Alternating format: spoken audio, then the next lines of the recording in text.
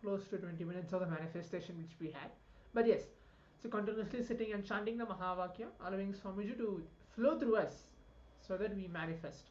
So how many of us were able to have a breakthrough? Were able to see that yes, you are able to manifest or move the matter from your palms without even touching it, without even disturbing it by yourself, but just looking through the third eye and moving it, having a breakthrough. Yes, the first step in consciousness over matter, and then soon we will manifest the same power, because again Swamiji has mentioned that even thoughts are matter. So when we have the power of consciousness over matter, we can even remove all our thoughts and cognitions, whatever we think are as solid entities, they can also be moved. It's a very powerful technique, and when we actually start here with manifesting the power through a coconut or any round object that you may have, you will see the power of consciousness in action. Okay. So as the participants are sharing, let's prepare ourselves. We're going to move on to the next session. In this session, we learned on love, how Swamiji's love, the Master's love, flows through us, comes back to him as a love for the Master, and it fulfills us as we can experience the oneness space. And in that oneness space itself, we manifested this power of consciousness or matter. So in the next segment, we're going to understand and learn about enlightenment. What is enlightenment, why enlightenment, and how to experience enlightenment. It's going to be a session from Swamiji himself. So let's provide our complete listening as we begin listening directly from Swamiji on the very topic of enlightenment, how to live it, practice it, and ultimately reach this space of enlightenment itself.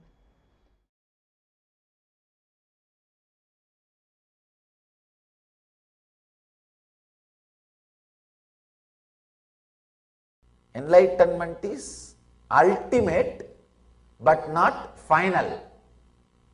The ultimate goes on happening every moment in you. So, word enlightenment should be used as enlightening. That's a proper word. It is a continuous process. So, intensity is responsible for this process to be a continuous process. Enlightening, not enlightenment. Enlightenment is a constant happening in all of us. For an example, one day you overeat and feel dull and decide not to overeat from next meal. It is an enlightenment. And you feel the cloth is hurting you, you loosen it, adjust it, decide to wear better clothing next time, which will not hurt you. It is enlightenment. Chappal is hurting, you decide, oh, I should not be wearing this, and change it. It is enlightenment. And you feel some particular thoughts constantly harasses you, haunts you, depresses you, and you decide, let me not have it again, or let me know how to handle it again. If it comes back, let me unclutch, or let me disclutch, or let me destroy. This is enlightenment. I tell you, constantly enlightenment is happening in all of you. Every moment, the updating happening in your body, mind, emotion, consciousness is enlightenment. If you decide, oh, I am having back pain and knee pain today, tomorrow I will do yoga and see that my body becomes strong, it is enlightenment. So any furtherance towards the superconsciousness is enlightenment. Even keeping your body comfortable is enlightenment. Understand? Whenever you add luxury to your body, you are destroying it. You are not keeping it comfortable.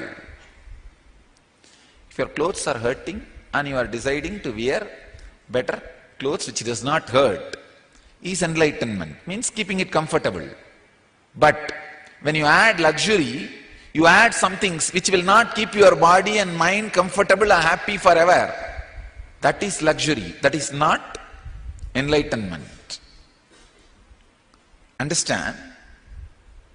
Anything which furthers your body, mind, emotion, consciousness towards the superconsciousness, the ultimate, is enlightenment. You don't need to do anything in your life.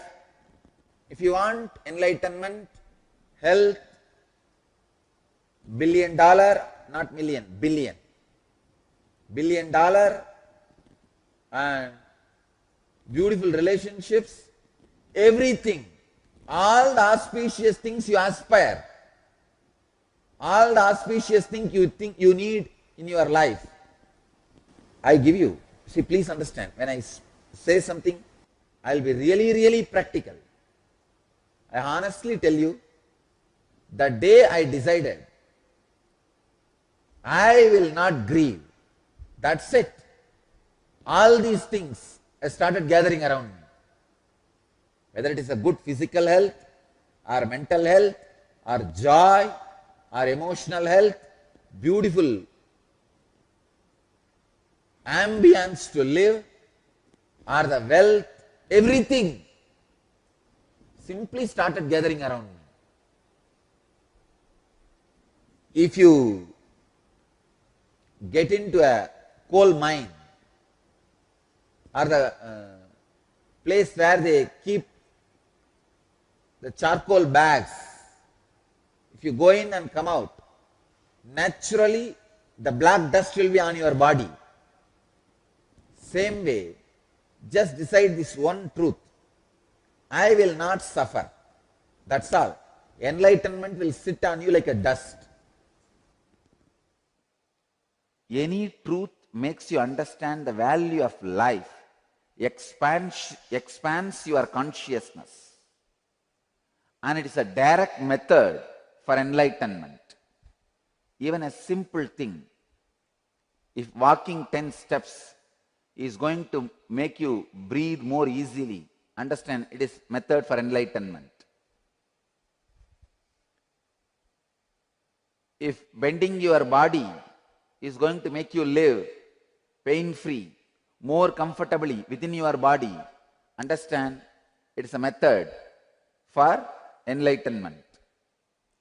Anything which expands you is method for enlightenment, method for Jivan Mukti, the ultimate freedom, the ultimate. Now two things, qualification and wanting. Understand, even if you are not qualified, it's okay. There is no qualification actually. There is no qualification. But the deep wanting it, feeling that I need it, that should be there.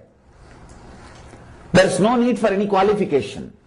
People ask me, Swamiji, what all you did to achieve this enlightenment? I promise, I had all problems which you are having. When I say all, I mean capital letter A-L-L. I am not having my own meaning. Don't think that if you inquire about that all, then I will hide some portion. No. When I said all, I didn't mean it like that, like this, no. I am very clear. I had all, A-L-L. All problems which you have. Not able to trust the existence or not able to trust yourself. These are the few problems, the major problems. I had everything. All I can say, there is no qualification for enlightenment. See, I can tell you from my experience, enlightenment does not need any qualification because I did not have. I did not have any qualification. For somebody to win a lottery, there is no qualification required. All you need to do, buy a lottery, that's all. That is the only qualification. Can anybody say, no, I worked, went all the way to the market and paid $1 and bought a lottery, that is why I won $100 million? No. The work which you did is too small for the result which you got. So enlightenment is always a lottery. It is always a lottery. Understand? Never. Once that experience happens, you will understand. You will really know the truth. It is just a blessing. Whatever you do will be nothing more than buying lottery ticket. Person who bought a lottery ticket cannot say, it came to me because of my hard work. But the fools, we always brag. Once it happens, we always find some reason to connect. No, I was also qualified. I was also qualified. But the enlightenment does not need any qualification. It does not need any qualifications. Great Master Ramana Maharshi says in one of his stotra to Arunachala, I gave me and got you. Who is the winner? Who is intelligent guy? He says, I gave me and got you. Who is intelligent guy? So enlightenment, you can have enlightenment by giving you. See, giving you is not equal thing for what you received. Even if you have given your whole life, it is nothing more than buying a lottery ticket. Buying a lottery ticket does not mean you have done everything to achieve the result. To win the lottery. To win the lottery. After it happens, you will understand it's just a pure grace and blessing. The result or the effect will be so big. The transformation will be so great. You can't think why you have been chosen. Why it has been showered on you. No qualification is necessary. But the deep need, the seeking, that is necessary. When your actions are based on the reward you get, please understand. I'll give you the example. Every month you get $10,000 paid. So all your actions you perform for the 30 days, the final reward is $10,000. You are working for it. Your mind is such, within few days you will feel that reward is too low for your performance. Even suddenly if it raises to $100,000 per month, within next few days you will feel it is too low for your actions, too less reward.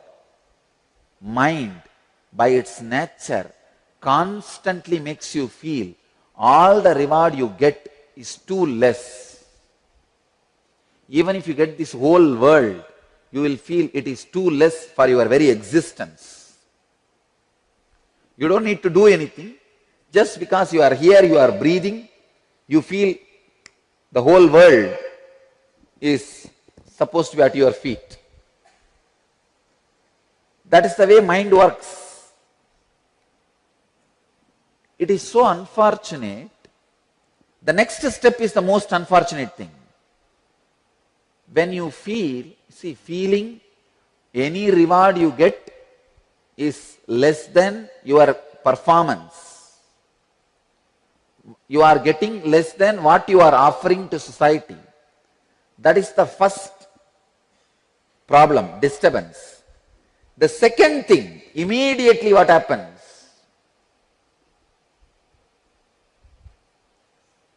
You start reducing your performance. If you are a software engineer, when you are in office, you are supposed to work, you are browsing. Or you are just spending time on some other work. Why? Because you feel, this fellow is paying only $10,000 to me. It's too less for what I am giving to this company, to this person. Let me reduce what I am giving. Your expression, your creativity, your expansion is reducing. You are not understanding. You are angry with your boss for paying you less, but you are punishing yourself by reducing your creativity, by putting you in more and more laziness, by reducing your expansion, your life. See, when you are performing less, you are getting into a pattern, setup. After you perform less continuously for 3-4 months, you will start believing that is your capacity. That is your capacity. So unfortunate. You are angry with your boss. You want to punish him, but you drink the poison. By you drinking the poison, you are not going to punish him. Don't be foolish.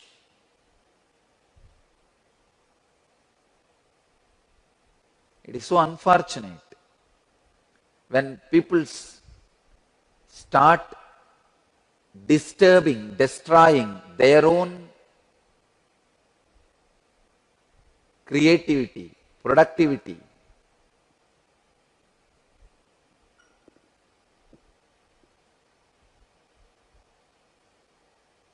Just because they are angry with the person who is paying them back. I am giving you one example. Look into your life.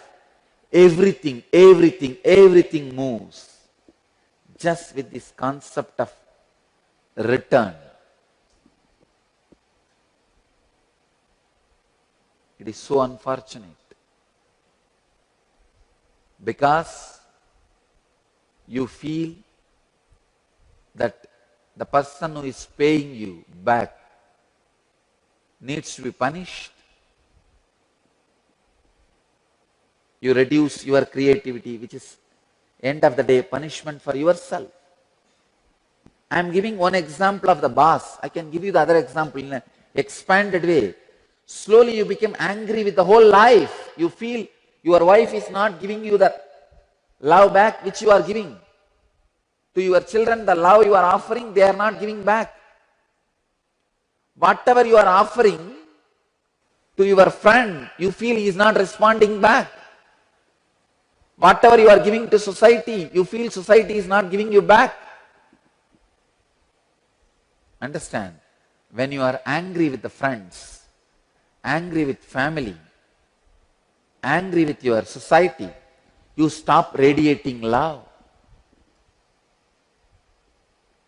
It is so unfortunate. When you stop radiating love, you are punishing yourself. You get into a mental setup, a trend, personality.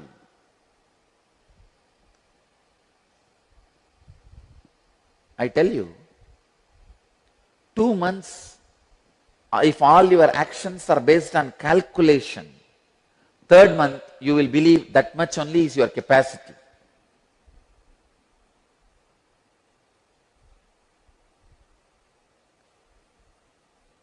Just try for 2 months without planning or calculating how much you get it back. Go on giving love, courtesy, help, service.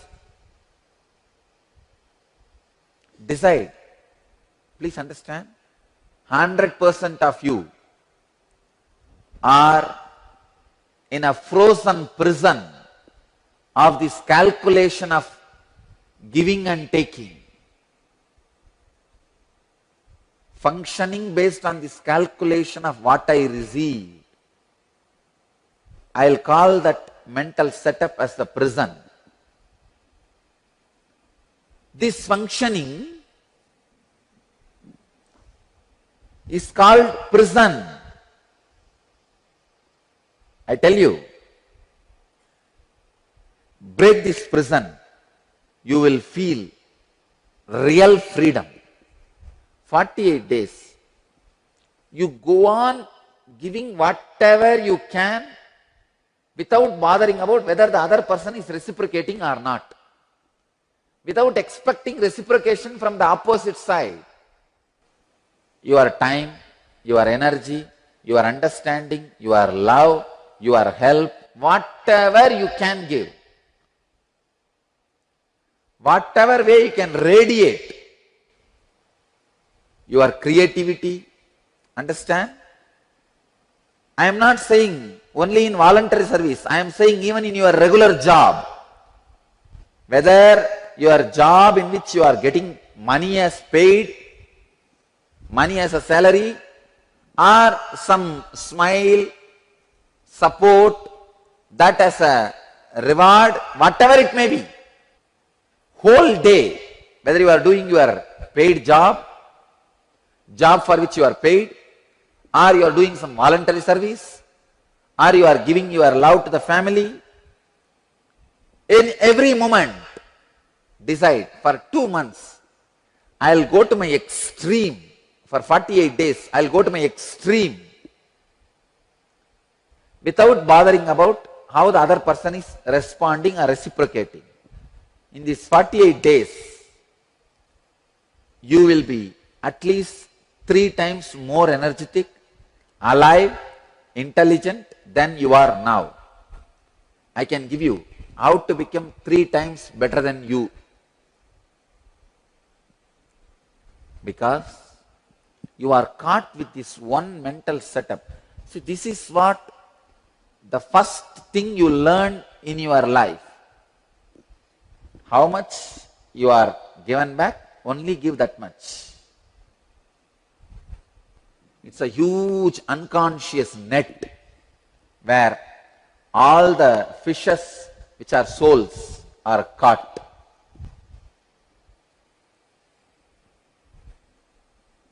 Maya is a fisherman. This giving, only how much you feel you are receiving is the net. All of you, the souls are the fish he is catching.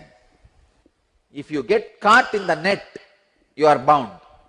One day he will just take you out of the water and eat, that's all.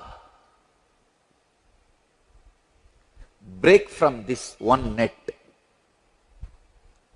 The moment your mind is unconsciously planning, he reciprocates only this much, why should I? Understand, visualize you are in the net. You are in the net thrown by Maya. Let your fight with non-performance be the standard of measure. You may then ask, how can I work? I need some inspiration to work. You are fighting with non-performance. You are fighting with the shrinking feeling. You are fighting with the laziness. You are fighting with the non-creativity. Be the source of inspiration for you to live. People always tell, no, if the reward is not the source of my reason for performance, why should I perform? If I should not expect result, why should I perform? Understand, perform to break free from the inherent laziness you are carrying, inherent tendency of shrinking, inherent tendency of non-performance. First thing you need to do in your life is the decision to live and expand. Unfortunately for most of the human beings, life is a forced happening on them. First thing, decide to live, will to live. Decide, I am going to live in every dimension of my life. I'll create wealth, I'll create health for me, I'll create mental happiness for me, I'll create beautiful, loving people around me. Understand, you can transform anybody into a loving being by your love. Love is like a phosphorus. The moment you put that on anything, it completely burns that. How phosphorus converts anything into its own. If you drop phosphorus on anything, it will burn that and convert the whole thing into itself. Same way love. Love is like a fire. Drop on anybody, it will convert the person also into love. This one thing, if it becomes part of your life,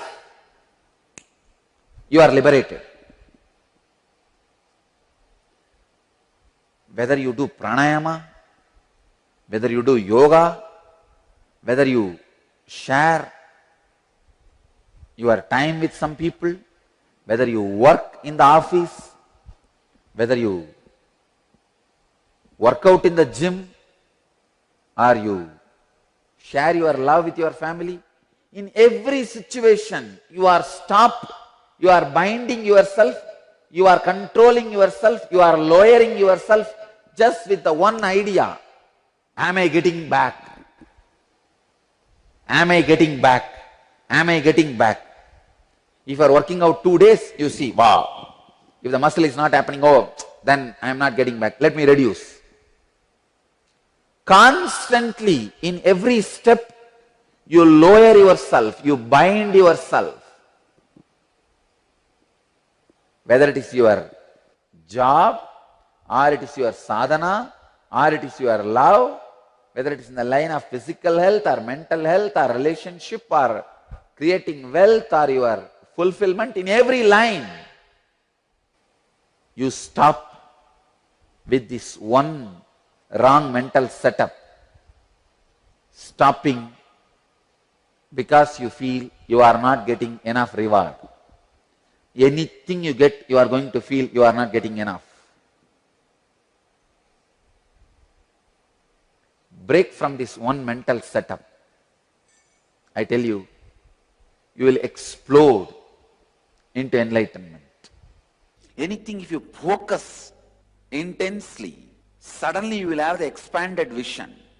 But without giving the attention, or without having the enough samana energy in your body to grasp the complete understanding. I'll give you this one example, then you will be able to understand. If you churn the curd, you will get the butter. Out of butter you can make ghee. Same way, if you churn your body with 1200 long breath, the butter which comes out is samana, the most subtle energy which gives you the understanding, which makes you constantly remember the ultimate truths. See, for example, when you sit and remember, you are God, the whole universe is made out of your imagination, it is made out of same stuff in which dreams are made. When you are having all these understandings, the precise day-to-day activities which need to be done precisely, you don't do. Or when you do the activities which needs to be done precisely, when you are doing them, you don't have this remembrance of the complete truth, of the whole. Samana solves that problem. If the samana energy is built in your body,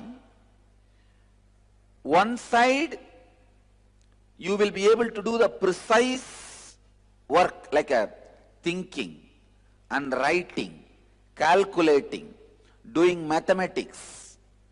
You will be able to do all the precise down-to-earth work. At the same time, constantly your brain, your inner space will be in every dimension of my life. I'll create wealth, I'll create health for me, I'll create mental happiness for me, I'll create beautiful, loving people around me. Understand, you can transform anybody into a loving being by your love. Love is like a phosphorus. The moment you put that on anything, it completely burns that. How phosphorus converts anything into its own. If you drop phosphorus on anything, it will burn that and convert the whole thing into itself.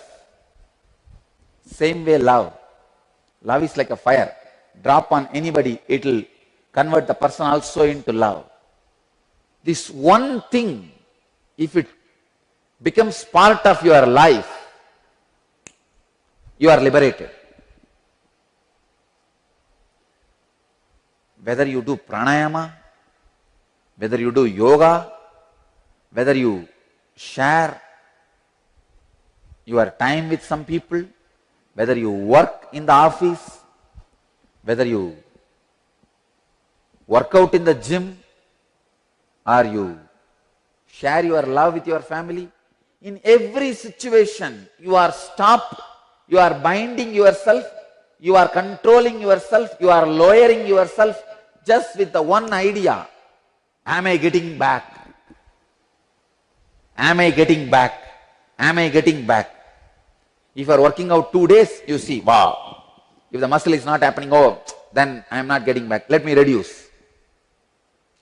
Constantly, in every step, you lower yourself, you bind yourself. Whether it is your job, or it is your sadhana, or it is your love, whether it is in the line of physical health, or mental health, or relationship, or creating wealth, or your fulfillment, in every line, you stop with this one wrong mental setup. Stopping because you feel you are not getting enough reward. Anything you get, you are going to feel you are not getting enough. Break from this one mental setup. I tell you, you will explode into enlightenment.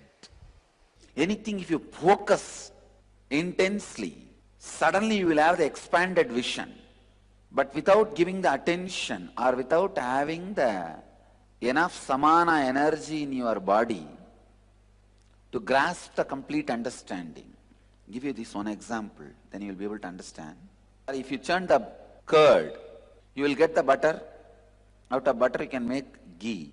Same way, if you churn your body with 1200 long breath, the butter which comes out is samana, the most subtle energy which gives you the understanding, which makes you constantly remember the ultimate truths.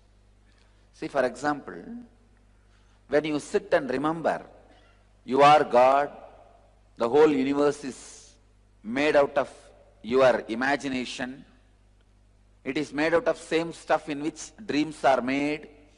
When you are having all these understandings, the precise day-to-day activities which need to be done precisely, you don't do.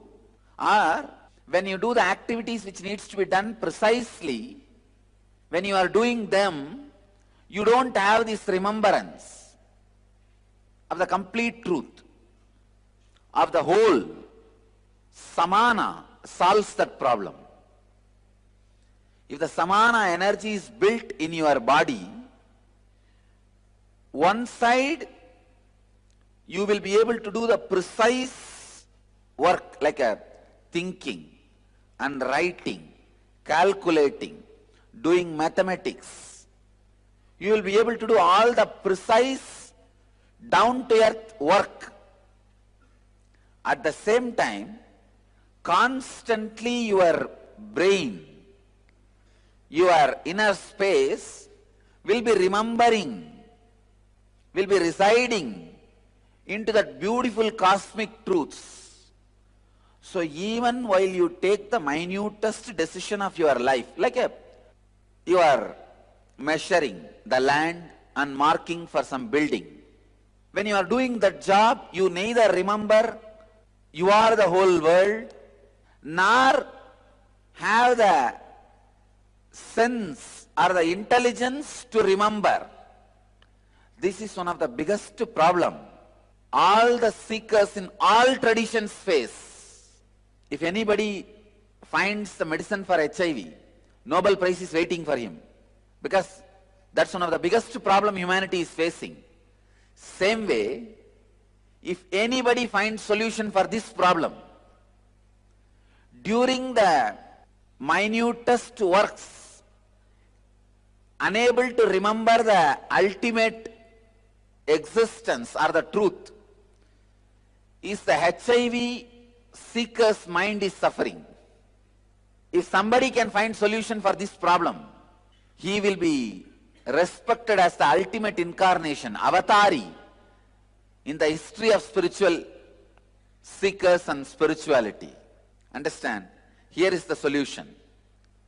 No practice will be giving you the maturity or the understanding, ability to remember the highest truths when you are doing mundane jobs, especially like thinking, strategy planning, preparing certain argument, or organizing your money, organizing your balance sheet, the corporate decision making.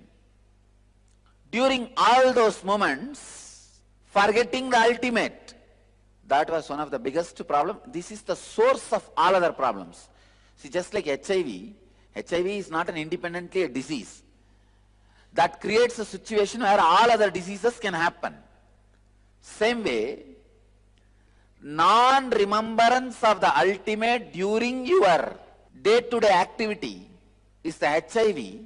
The moment that happens, all other problems, degradation, destruction, losing enlightenment, losing the truth, everything starts happening. Solution for this problem is, by your ordinary brain, you will not be able to do both. Your brain is not capable of that. So your brain needs to be added something else, some other chemical. That chemical is what I call samana. That samana gets added to your brain only when 1200 long breath happens in your system. Even if you have done it for 6 months to a year, that's enough. Then after that, it never leaves you.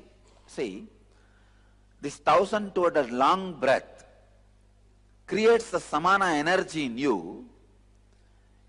In your brain, it settles like a gold coating. All the subtle grooves becomes permanent.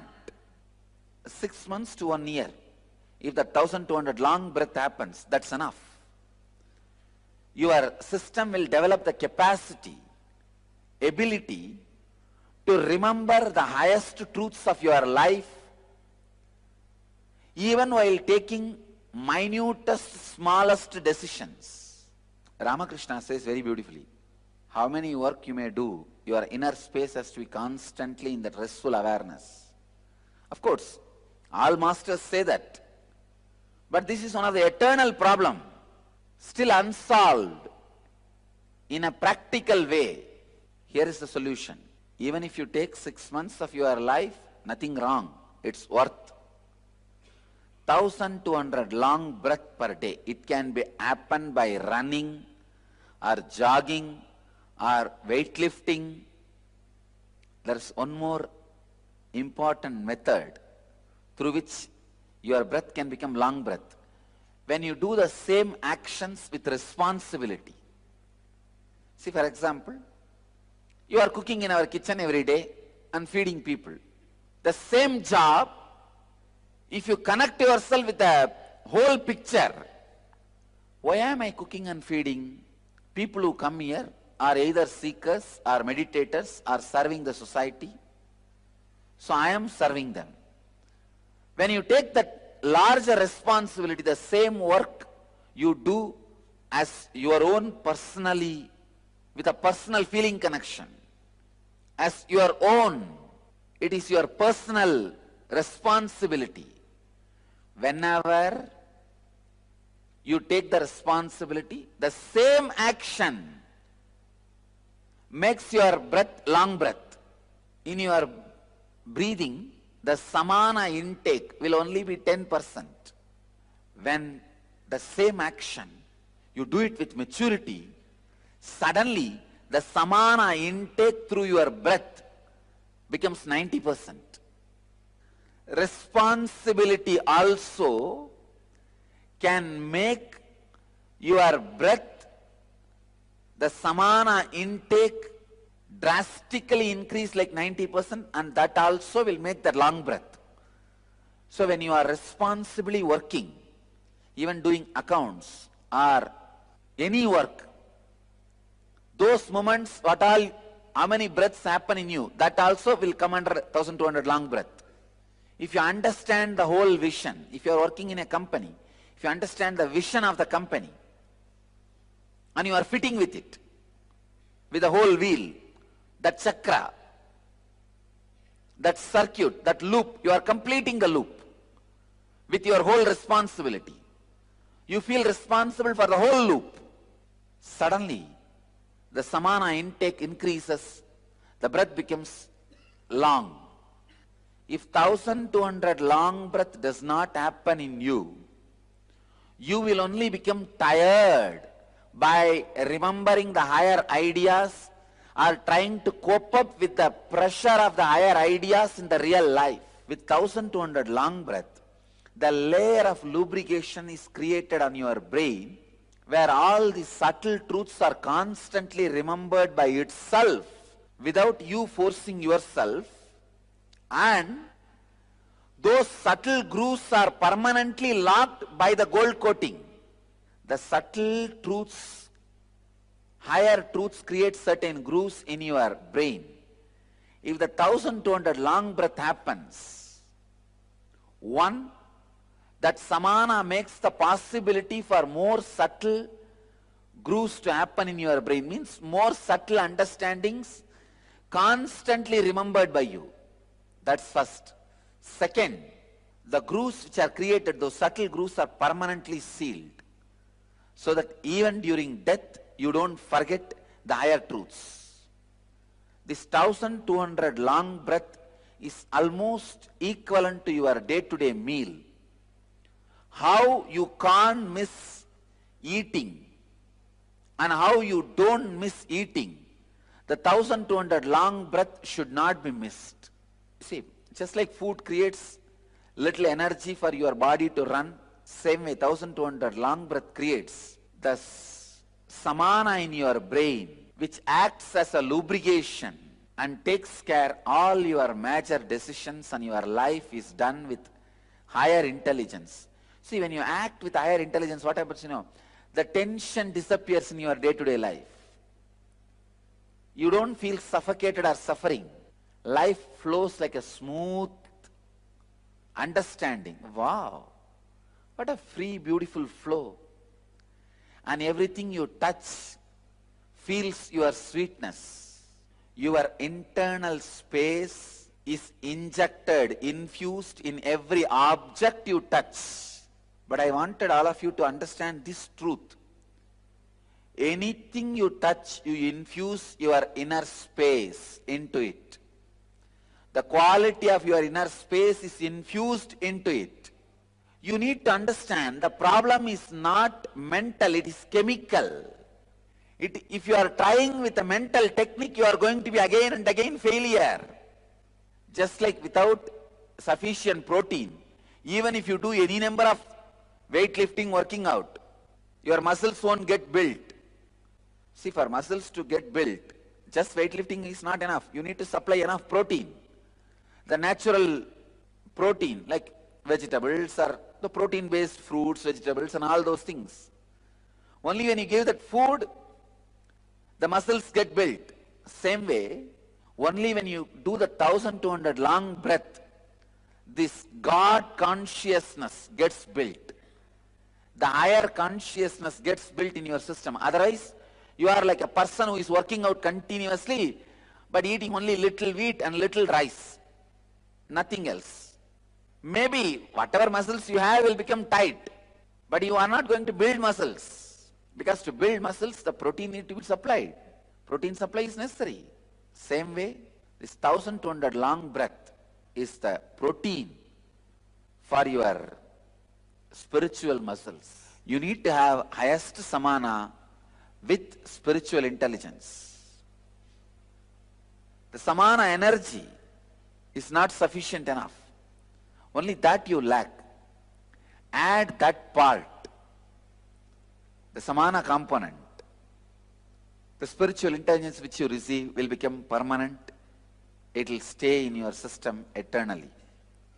As I say that living enlightenment, living with higher intelligence will become lifestyle in you. Satsanga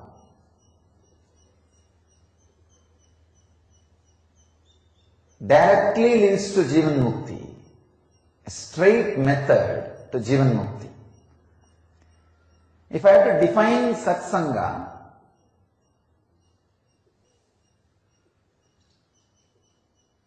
I can define in three ways. The ultimate Satsanga is just being with the Sat, your own Atman, unclutching. Be unclutched and be with your Atman. Be with your Sat. That is the first level, ultimate Satsanga.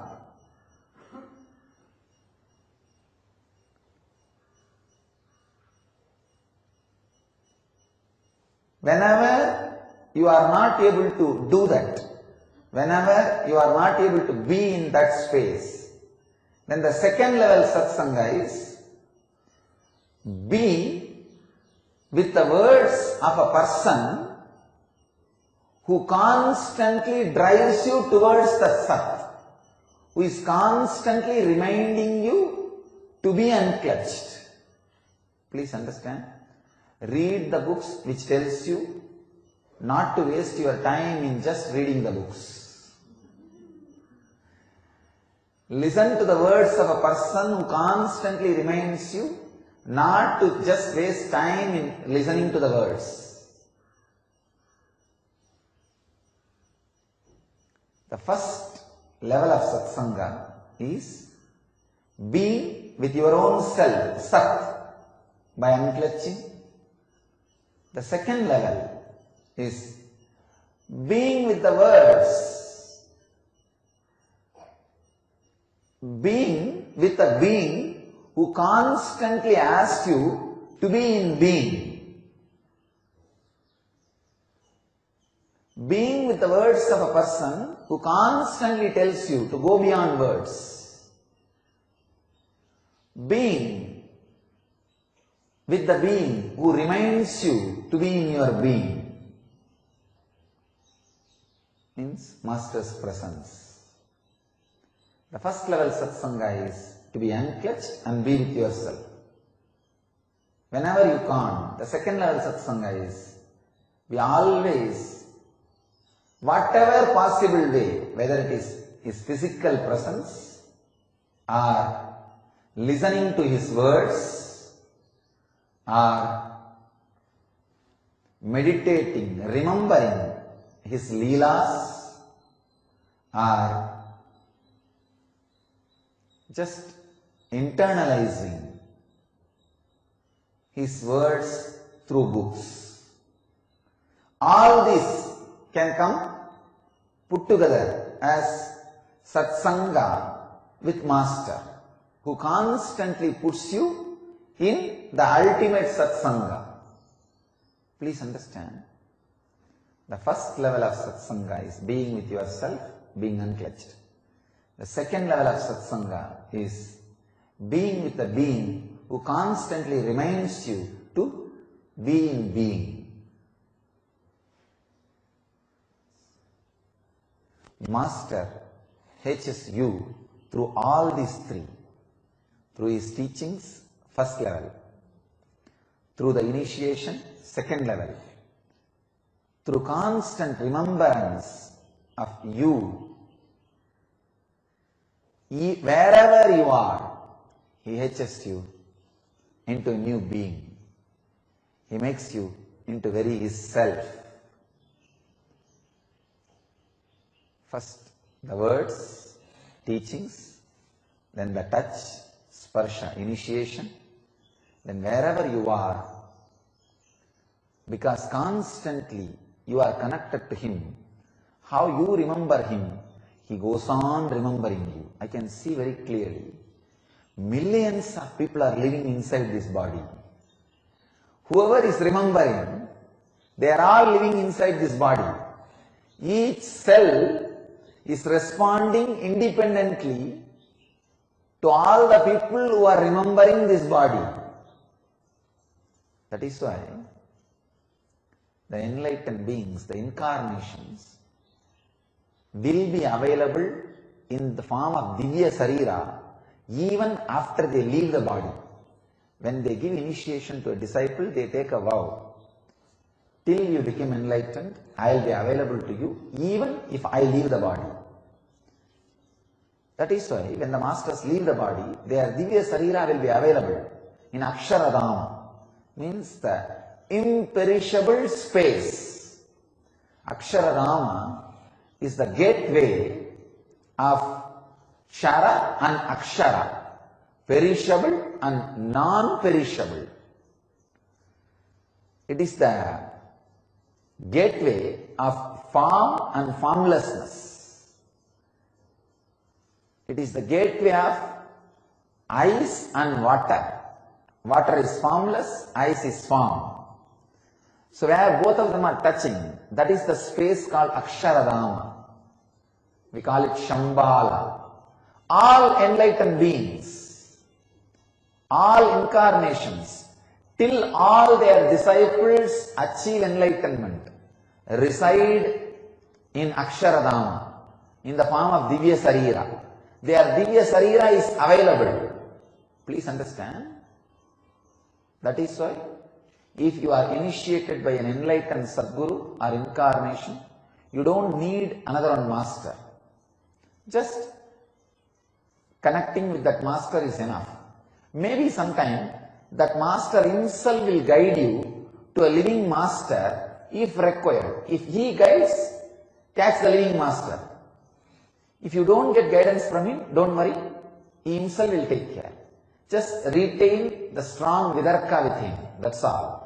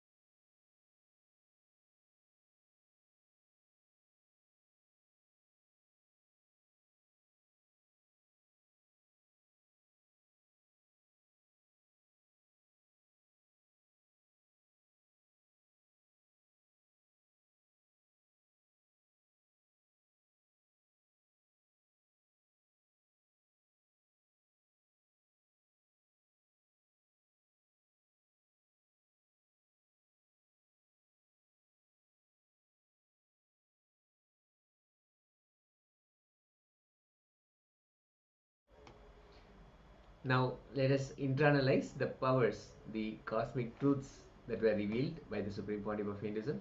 The first thing is anything that we want to achieve in the outer world. It may be the wealth, it may be some health or blissful relationship with others. You have to work for it. You put in your effort towards wealth. You put in your time and energy into health. Maybe you hit the gym or do something, do a different routine. You can achieve the results there.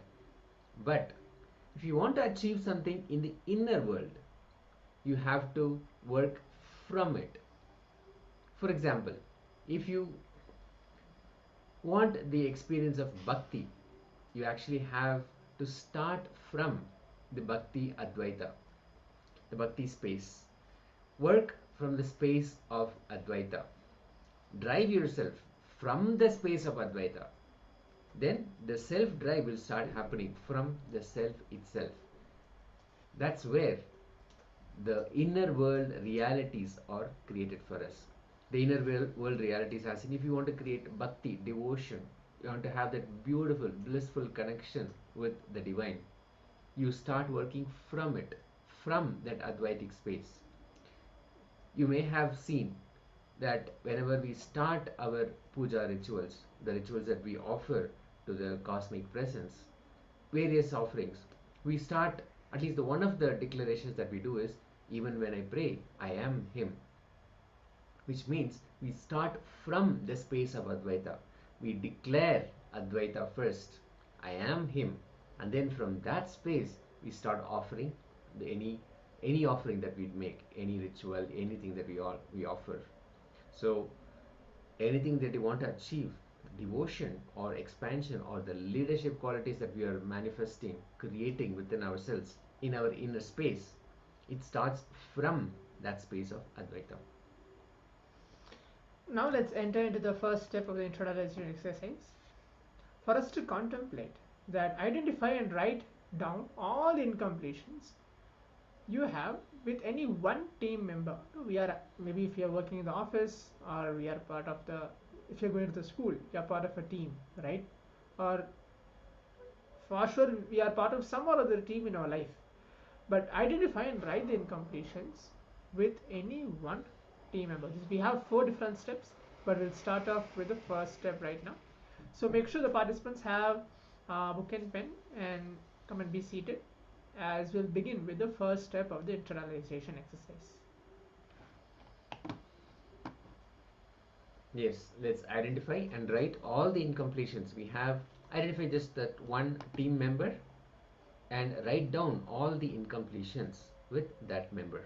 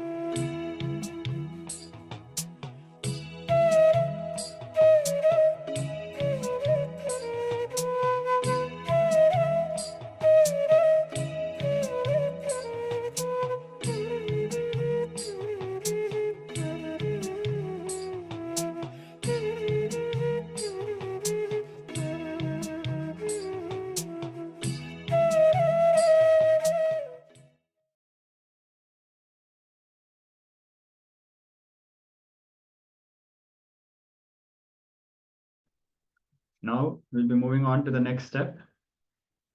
The moment you relate, provide your listening and find the incompletions between you and the person. Find the incompletions that come up the moment you relate and listen to that person. So now let us move on to this step.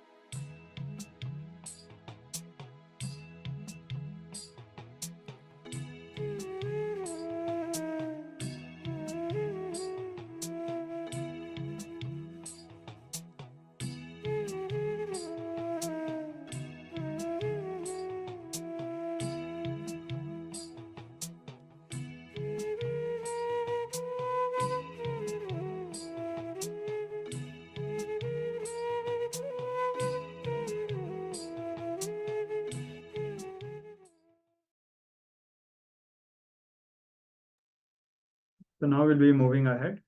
And one of the participants, Pooja, has posted a question. So she's asking clarification. Are we trying to find out the incompletions we get when we directly relate with that person? Yes, Ma, that is the correct understanding. And we'll elaborate on that more. We'll also mention the third step.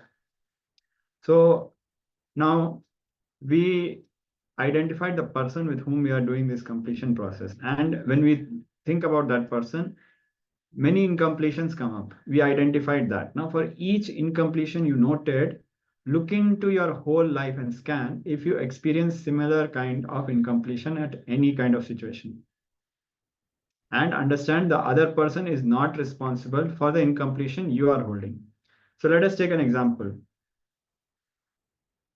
In your life, many times, the incompletions that we have with our father, for example, you'll have the same incompletion with the boss, or you'll have the same incompletion with the principal or a teacher in your school or college, or lecturer in your university. And the people will keep changing, and the incompletion will not change.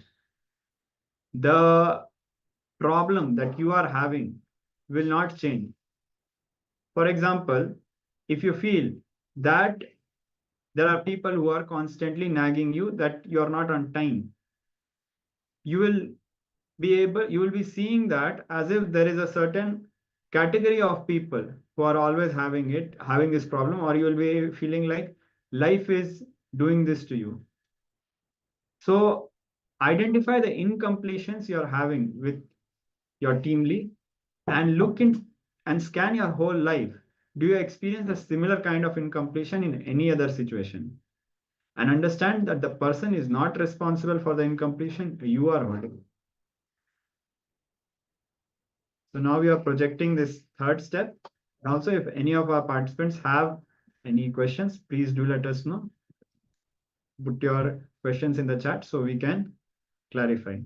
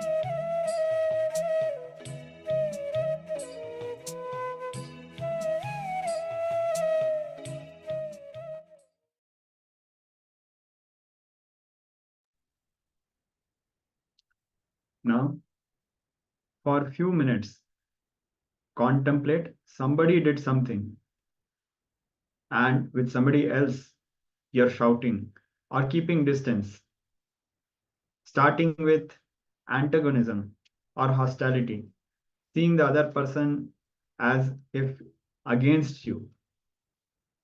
Contemplate on this happening, that an event happened with somebody, but you are keeping a distance with somebody else. Please spend some time and look in.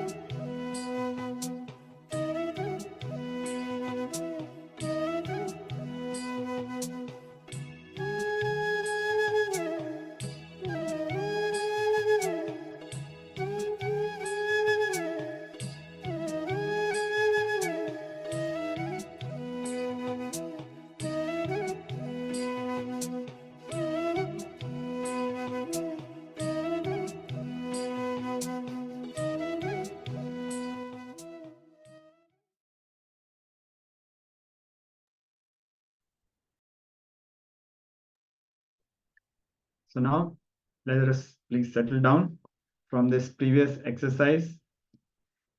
Please share your experiences. If you had any breakthroughs, any clicks, any powerful cognitions as you looked in, internalized, and looked in all your relationships and how you had a certain experience with somebody, but you carry the feeling towards somebody else. So please share your experiences in the chat. Now we'll be moving ahead with a round of power manifestation. So requesting all the participants to come on camera. Shri Maha Sarveshwara Ayya, Ma Nitya Shulini Durga, Ma Nitya Guru Prasadini, Zheng Hui, Ivy Wen, Ma Pooja Kumar. Please switch on your cameras.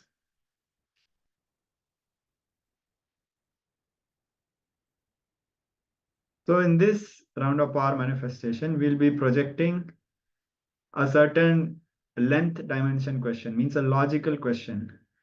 And without using any mathematical calculation or logic, just through the power of the third eye, all of us have to tell the answer. So just connect with Swamiji, connect with Bhagavan Paramashiva, and look through the third eye and find out the right answer. Yes. So now, let's get ready. We are going to start with the first round.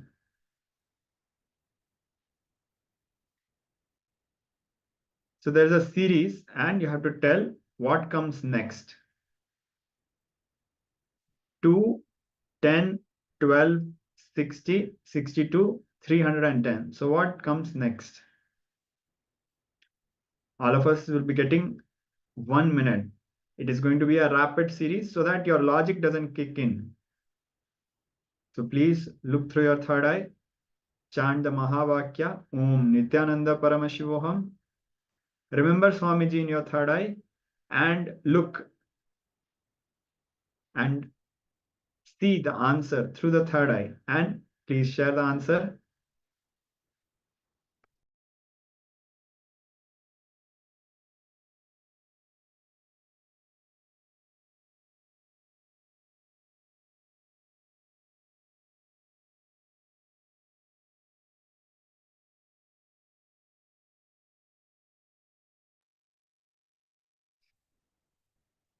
So Ma Saroj has shared her answer. Thank you for sharing, Ma. Requesting all other participants to also quickly share.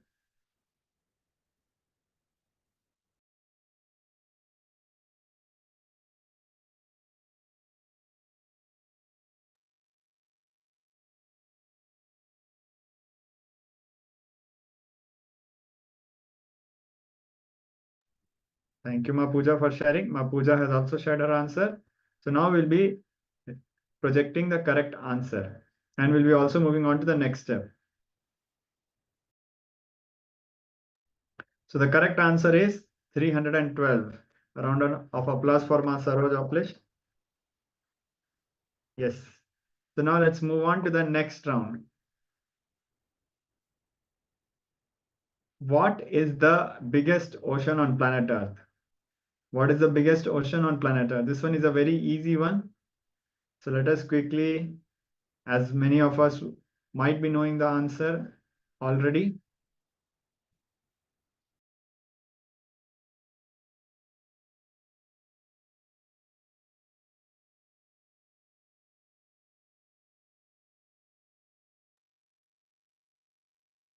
Yes.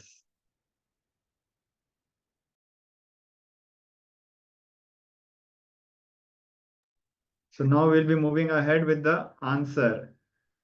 We are going to give, since the participants are yet to share, we request all of you to put the answers in the group. This is going to be a slightly rapid round of power manifestation. The reason being is that we do not want the logic to start interfering in the power manifestation, the mind to start interfering in the power manifestation. So when you look through the third eye, what Paramashiva reveals is the right answer. He'll be revealing the right answer. So please go ahead.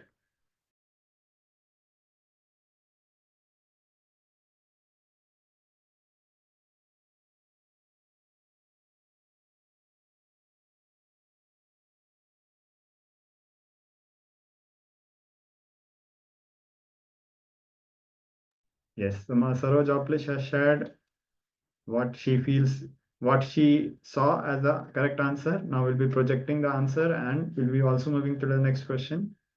The correct answer is Pacific Ocean. Yes. So now we'll be moving to the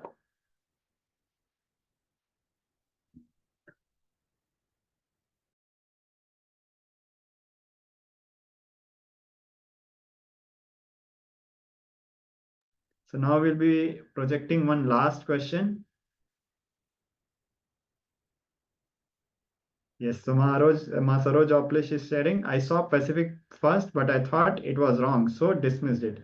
And this is the reason why we do not give time in this power manifestation.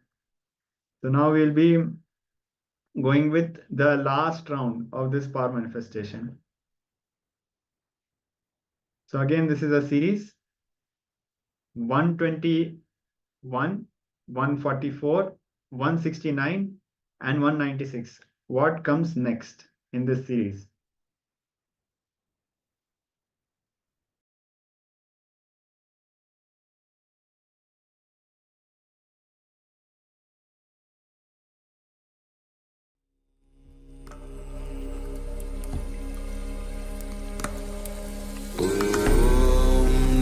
Nityanand परमशिवोऽहम्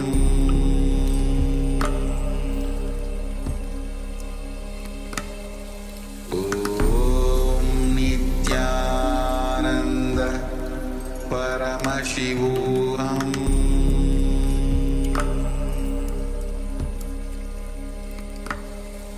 ॐ नित्यानन्द परमशिवोऽहम्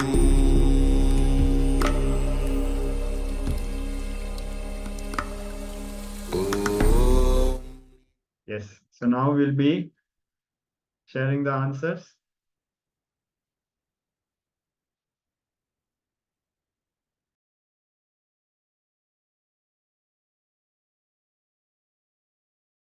So we request all the participants to quickly share the answer. You have the last few seconds.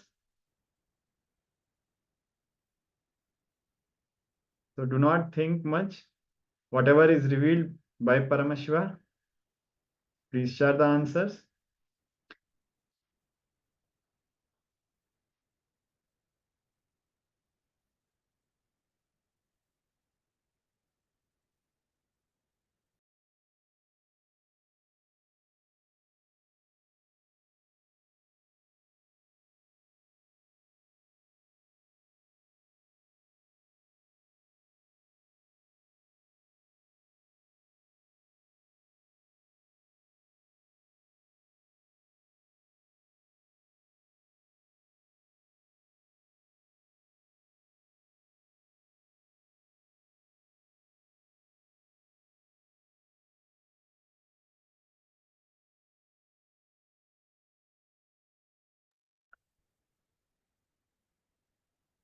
Yes, so now we are going to move ahead.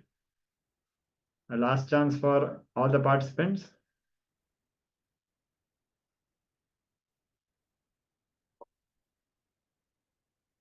So the correct answer is 2 to 5. Ma Saroj Oplish also shared her answer 418 and Ma Pooja shared 314. However, do not get discouraged because wherever we are, that is where Paramashiva is revealing us what we need to see. The length power is actually one of the easiest powers to play with. Many of us are able to connect with Swamiji from the depth and we manifest the powers from the depth dimension, like moving the coconut, consciousness over the matter. Compared to that, Swamiji had revealed that the power of length is even more easy. So don't worry, we'll be going ahead with more rounds of power manifestation. Now, we'll be moving ahead with a powerful discourse, powerful revelation by Swamiji on Guru Tattva, the principle that makes you realize you are God. Guru is one who brings God to your life, one who shows you God. And Guru Tattva is the principle that makes you realize you are God. So now we'll be moving ahead.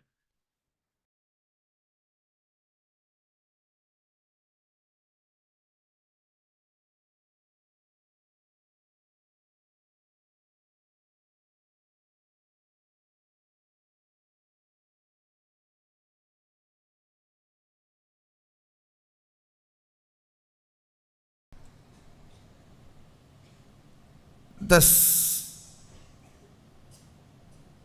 space which literally makes the Maya shiver and breaks, takes you from the perceptional reality to the real reality. That space is called Guru Tattva. Listen.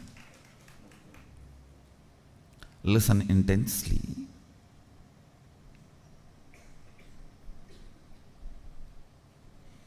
Reality as it is Sadashiva, because Karana and Karya can never be separated. Me and my actions can never be separated. You and your actions can never be separated. But you and your reactions can never be together.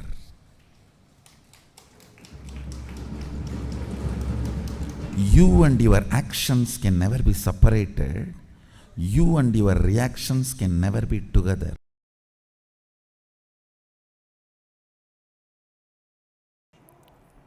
In Hindu tradition,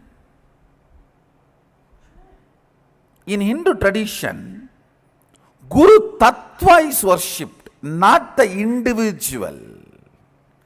See,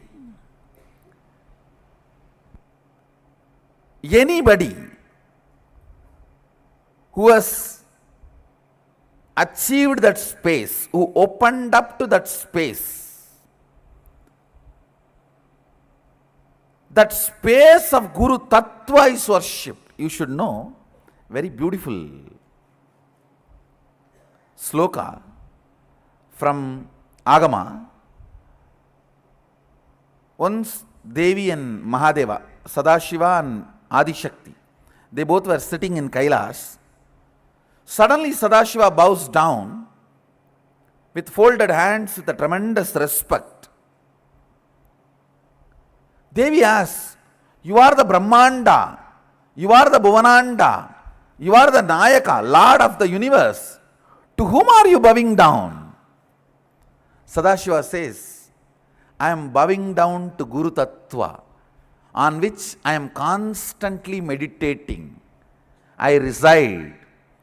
Guru Tattva is much more than God in Hinduism." Then he delivers the whole Guru Gita.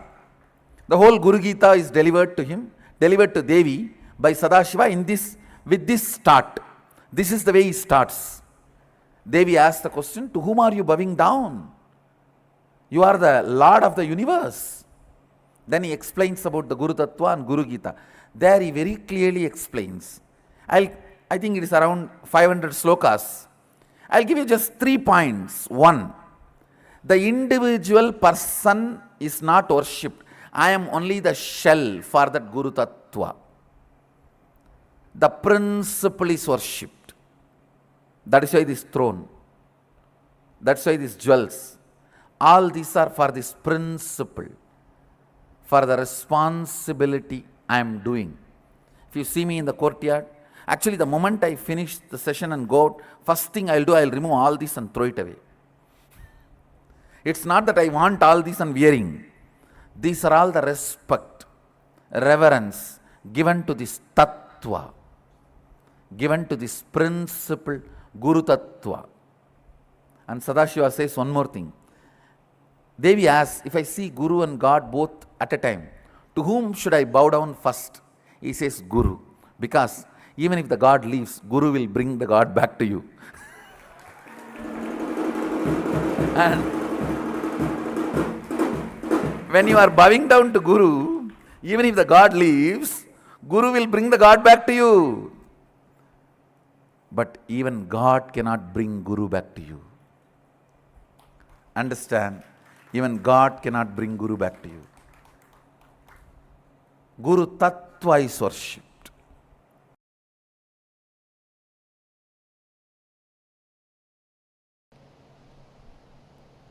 More than completion, falling in love with your higher personality, Guru. I can see very clearly, whoever is in love with me, they are in love with integrity. Integrity is so smooth for them. When there is no love, you use every methodology to either believe integrity is not possible or cheat that you are already integrated without living it. Understand? The scale to measure whether you are integrated or not, you will manifest Sadashivatva, me. You will manifest the powers I am manifesting. You will manifest everything. That is a scale. Understand? Love, becoming, listening, or integrity is what I call literally living enlightenment. Because I have so much love, I can supply. If love is the raw material, I can supply enough raw material for you. You just need to convert that into listening and integrity. When you waste the raw material only, I say, all right, stop the supply now.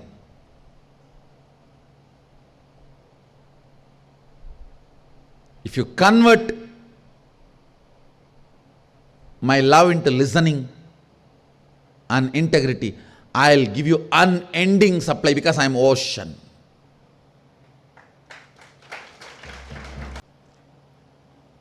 Because when I fell in love with Arunagiri Yogeshwara, the first thing happened is integrity to him. Means the space of listening. Space of listening and integrity is one and the same.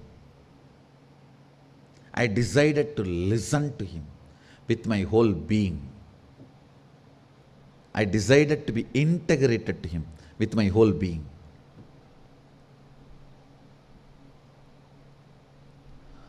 Falling in love can either make you decide to possess and squeeze and suck and exploit him, or it can make you decide to be integrated and listen to him. Both can be done. Both can happen. That will only decide whether you are going to be Rudraganya or court dancer. Whether you are going to be a chaste woman or a prostitute.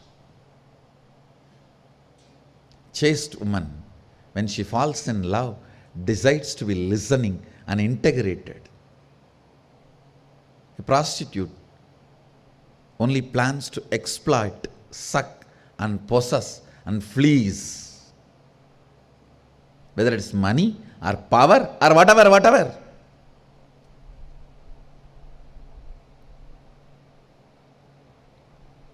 Same thing for man and woman both. It is not gender based, it's gender neutral.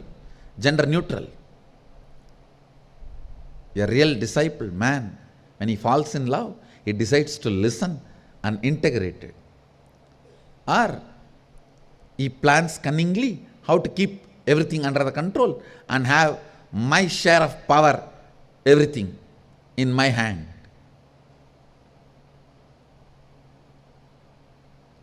When I fell in love with Arunagiri Yogeshwara, I decided to listen and be integrated. How to prove I am in love with him? He is not missing anything that I can add. The only way I can prove that I am in love with him is my integrity to him. That's the only way I can prove I am in love with him. What he does not have, I can give and show that I am in love with him. He brings 9 planets and puts it in front of me and he's teaching. I asked him, what are you doing? If people look up, sun will not be there. He said, don't worry. Till you finish your session, class, padida. நீ படிக்கிற வரைக்கும் எவனும் மேல பார்க்க மாட்டான்டா. Means learn, till you finish learning, nobody will look up. Look here. Why are you bothered about all that? A being who can bring the planets and teach me astrology,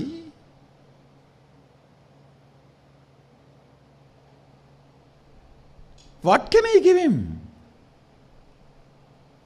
My integrity is the only gift, or my integrity is the only way I can say I love you. The only way I can tell him I'm in love with you is just being integrated to him. Few days before,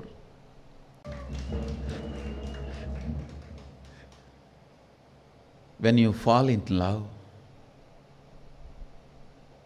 the first thing should happen to you is deciding to be listening, integrated. If you hit the bottom, oh, how much I can sacrifice? You hit the rock bottom. Water is not going to come in this borewell. Borewell failure. If you don't know,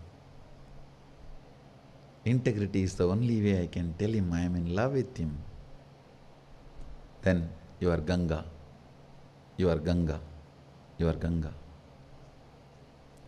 Ganga can change her very biomemory quality of flowing downward and break that and can go upward just to touch the feet of Vishwanatha in Kashi.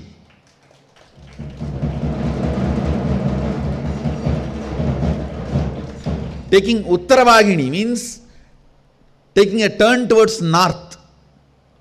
She's just showing I am in love with you and ready to lose my very quality of flowing downward. So the very identity of water is flowing downward, but I am ready to give up even that to tell you I am in love with you.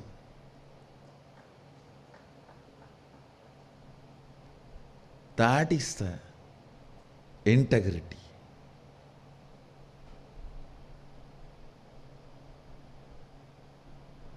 Uttaravagini. She turned towards north just to tell Sadashiva, I am in love with you. Integrity is the expression of love. Integrity is the experience of love. Integrity is personification of listening. I am in love with her, that is why I made her love me. Understand, only when I am in love with you, I made you love me.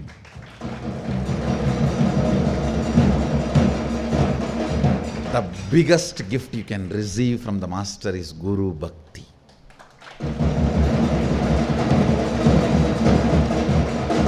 Love towards the Master.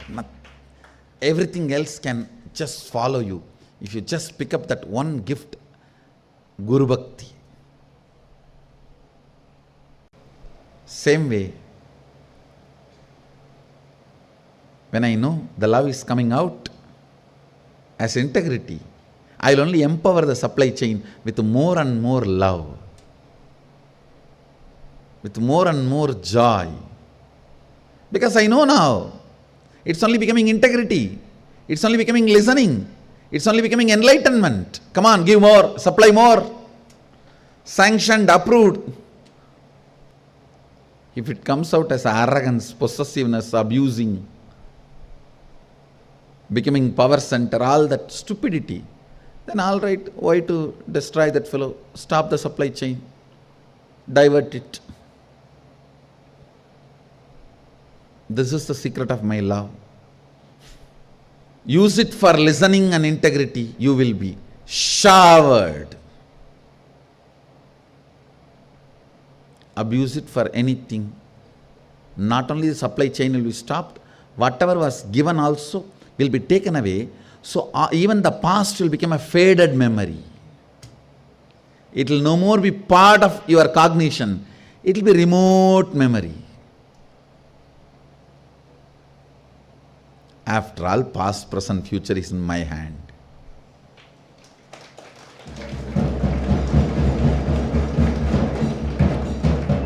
Not out of arrogance.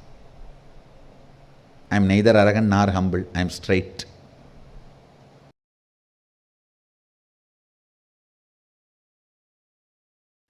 The moment you open your mouth, if all your exaggeration is moving around, either your God or Guru, I tell you, you are one of the richest being in the planet Earth, because all your hope, need for qualitative, quantitative difference, and greed, exaggeration, everything is centered on something else other than you, will wake you up towards oneness.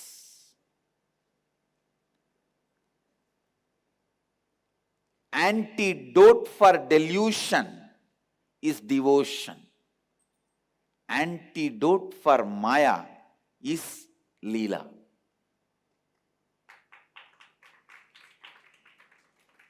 Antidote for Maya is Leela.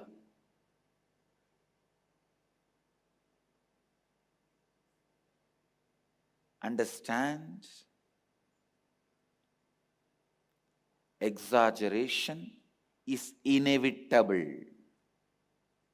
You can't kill it. I challenge. Record any of your conversation for 10 minutes. You will see constantly exaggeration erupting.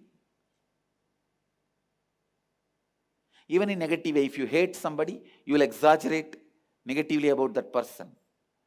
Exaggeration is the way your mind functions.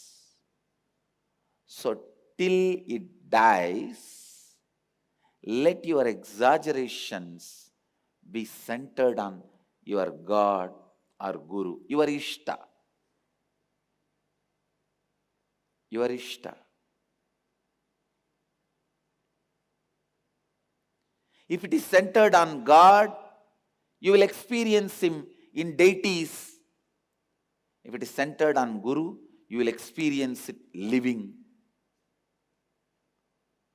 But exaggeration is the basic quality with which you function. That getting diverted towards the being who can never be exaggerated is devotion. That's the only way you wake up. You wake up to the reality. When you wake up to the reality,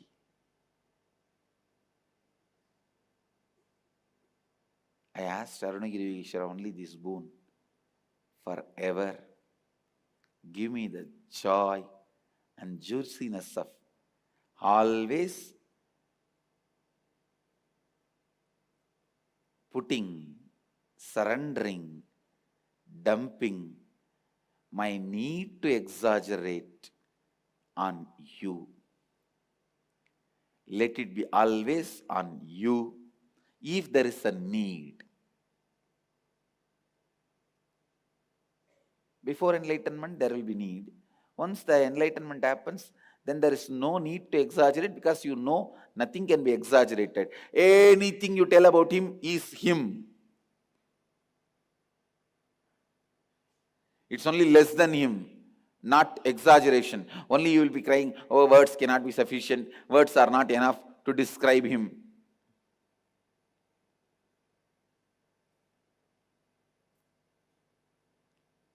whoever decides in my words and deeds and thinking, all my exaggeration will be only centered on my Ishta. You are traveling on the path of enlightenment. Get ready to wake up. Look in. That is all is love current of Mahadeva. I tell you.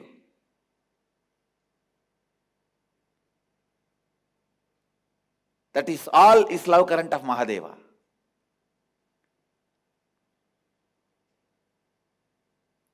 Understand?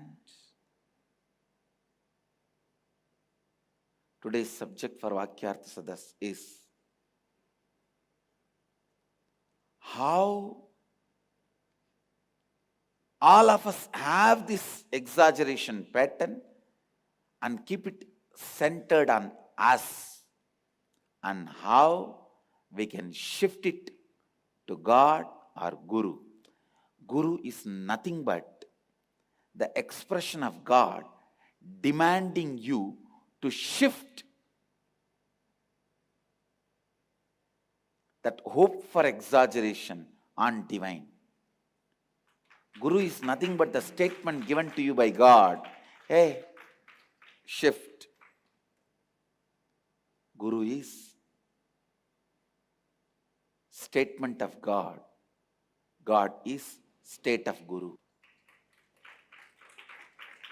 Guru is statement of God. God is state of Guru. State just gives a statement. State just gives a statement. Shift. You have suffered enough with the exaggerations of you. Shift now. I am here to liberate you from this need of exaggeration. To wake you up to the reality which can never be exaggerated, which is too big. You need to experientially see something with awe, to shift your pattern of exaggeration centered on you to centered on something else. That is when Guru appears and gives you that feeling, awe.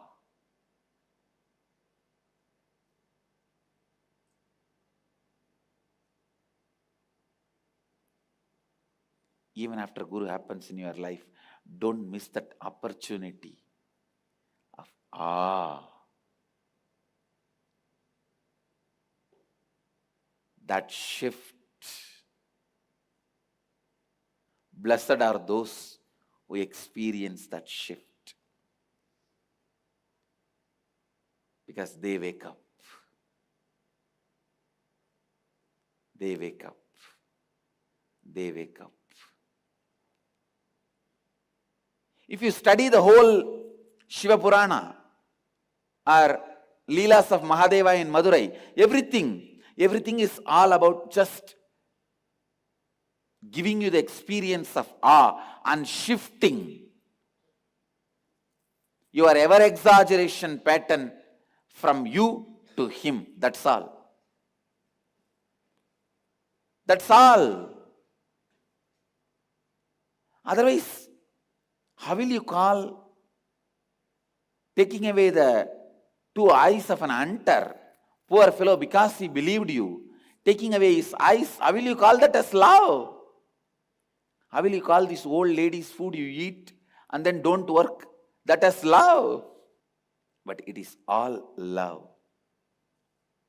Only if you shift, you will understand it is love. It was love. It will be love. If you can understand what I explained today, that is end of all your sufferings in the life. Because all your sufferings are just due to your qualitative, quantitative expectation and exaggeration. It is expectation. Expectation is like a fire. You can't live with it too much. So you try to cool it by pouring exaggeration. And this whole subtle cycle of expectation, exaggeration is all about the hope for heaven, hope for enlightenment, hope for anything which is not present now.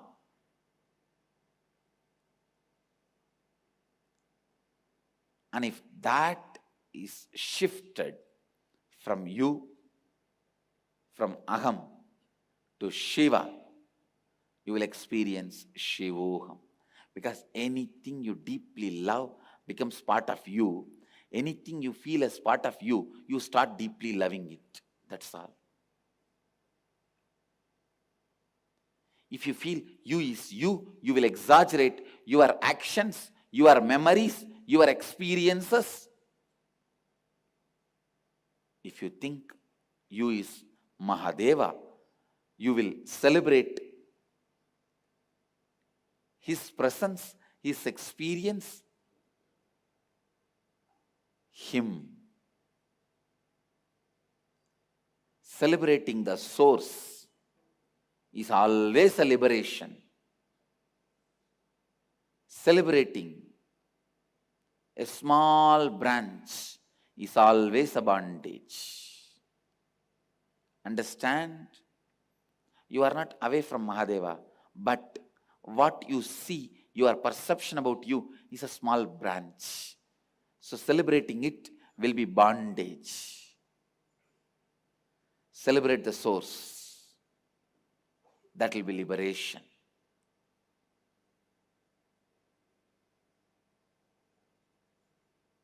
People tell me, I think all these Puranas are exaggerated. If you open your mouth and speak 10 minutes, then you will understand how much you exaggerate about you. Puranas are the antidote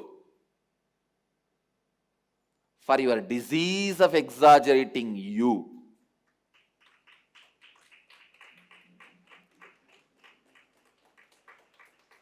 It's a shift. It's a shift.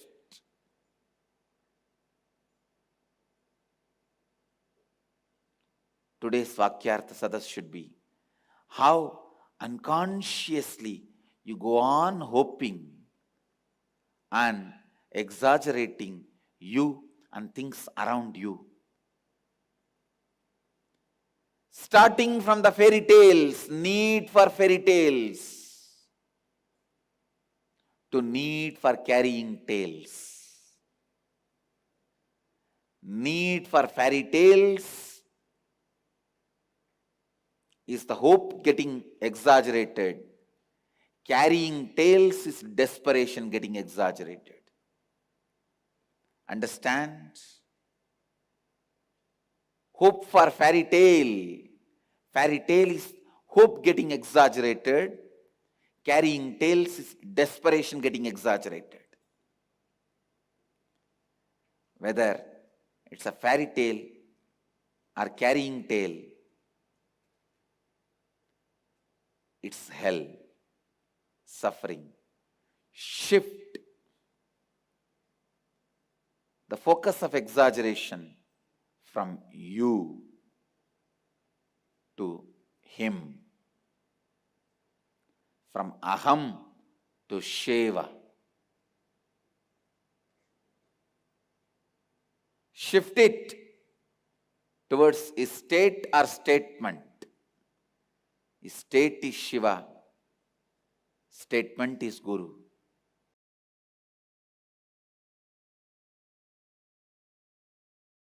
Listen. Master is a new possibility happening in your life. Master is a new possibility happening in your life. Is a new language. Is a new energy. Sometimes I have seen people talking to each other saying that, why do we need a guru? Why do we need a master? Yes, you don't need a master. If you are just going to eat and die, you need a master only when you want to achieve something extraordinary.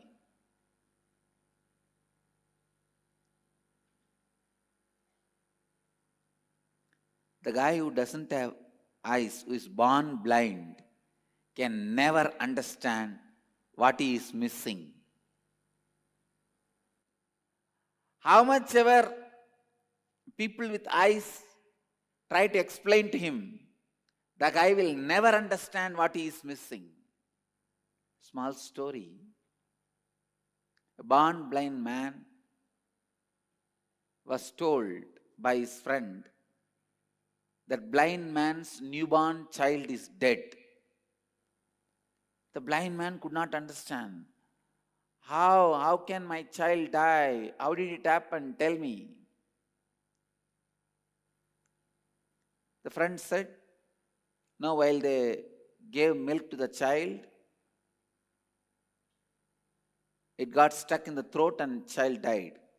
This fellow asked, what is milk? Blind man asked, what is milk? The friend said, oh, it is a white. You don't know what is milk? It will be white color. This guy asks, what is white color? What is white? The friend says, hey, have you not seen the crane? The bird crane? That is white color. He asks, what is the crane bird? Friend could not explain further. He got thoroughly confused. He just kept that blind man's hand like this and showed, see how it looks? And then the blind man was feeling his own hand. Oh, yes, I understand. Like this only the crane will be. Then the blind man says, now I understand. Such big thing, if you put it in the mouth of the child, it will die only. A born blind man can never understand what is missing. I tell you, a man who never tasted Guru in the life will never understand what he is missing in the life. He is a new language in your being. He is a new consciousness in your being. He is new being in your life. Because sun never dies. Every new day is born. Because Master never loses the inspiration. Every new possibility for the restarting is available for disciples. If the sun dies, new day cannot happen. Because sun can never die. Continuously, new days are happening. Because Master never loses the inspiration. He makes every day, again and again, inspiration to happen in your life. The sun which does not die restarts your day.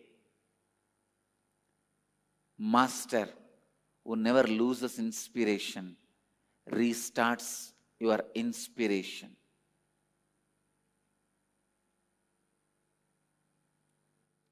I tell you, Master is actually a new language in your being.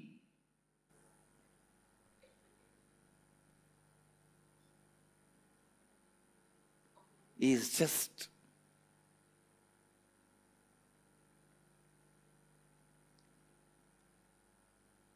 understand.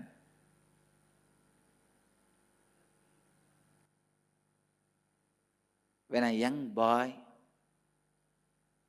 falls in love,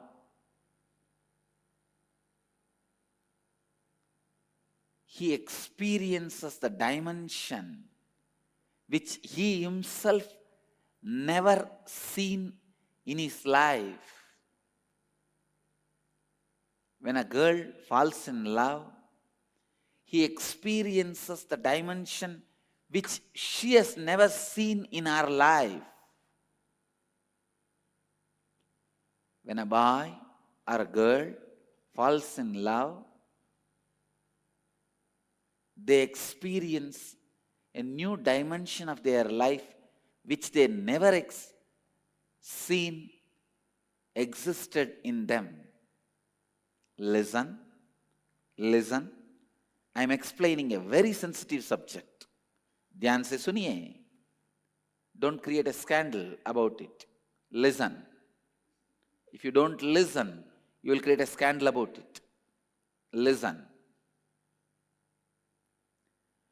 Beloved is a being who awakens the dimensions of you which is unknown to you to you. Your own dimension which you never realized you have it. Your beloved can make you realize and experience that dimension which you did not even know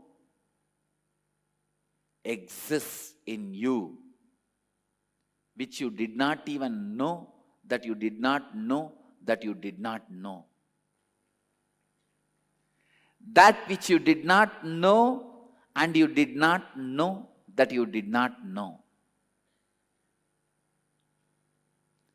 Beloved is a person who makes you experience that which even you did not know you had it. You have it. Same way, Master is a person who makes you experience the new consciousness which even you did not know you had it.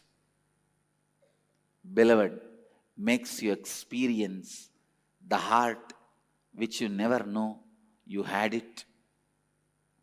Master makes you experience the consciousness which you never know you had it. Master is a new possibility. Really, to a born blind man, we can't explain what he is missing. Can you explain how the ocean will look? Can you explain how the hills will look? Can you explain how the Himalayas will be? Can you explain how the Kailash will be? Even if you have eyes, I cannot explain how the Kailash will be for you. You have to see it. You have to see it. You have to see it to see it.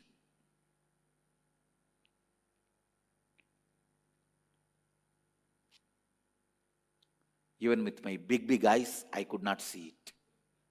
Rolling this side and that side, even with my big eyes, I could not cover it or catch it. Listen. Catch it. Guru is the being who makes you experience your consciousness, which even you never experienced, you have it.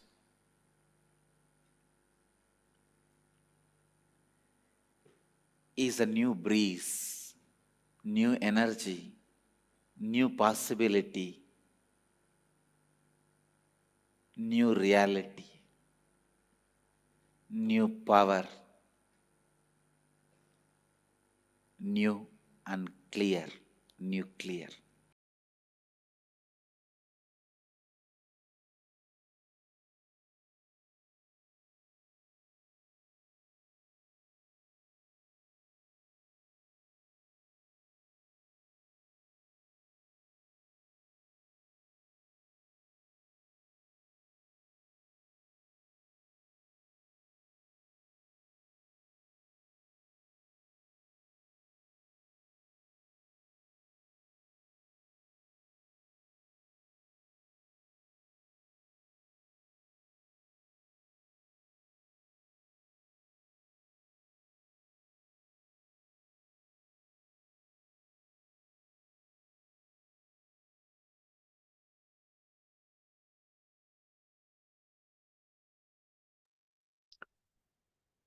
Yes.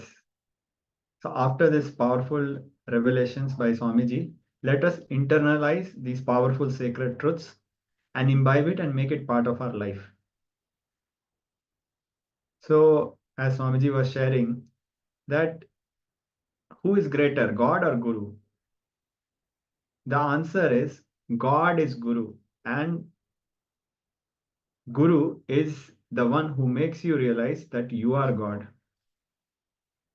King Sagara, in the Hindu history, it is recorded, King Sagara of the Ikshvaku dynasty, who is the ancestor of Bhagwan Ram, he conducted a Ashwamedha Yaga, a great fire ritual, and a great sacrifice of a horse to reinforce his position as the emperor of the world.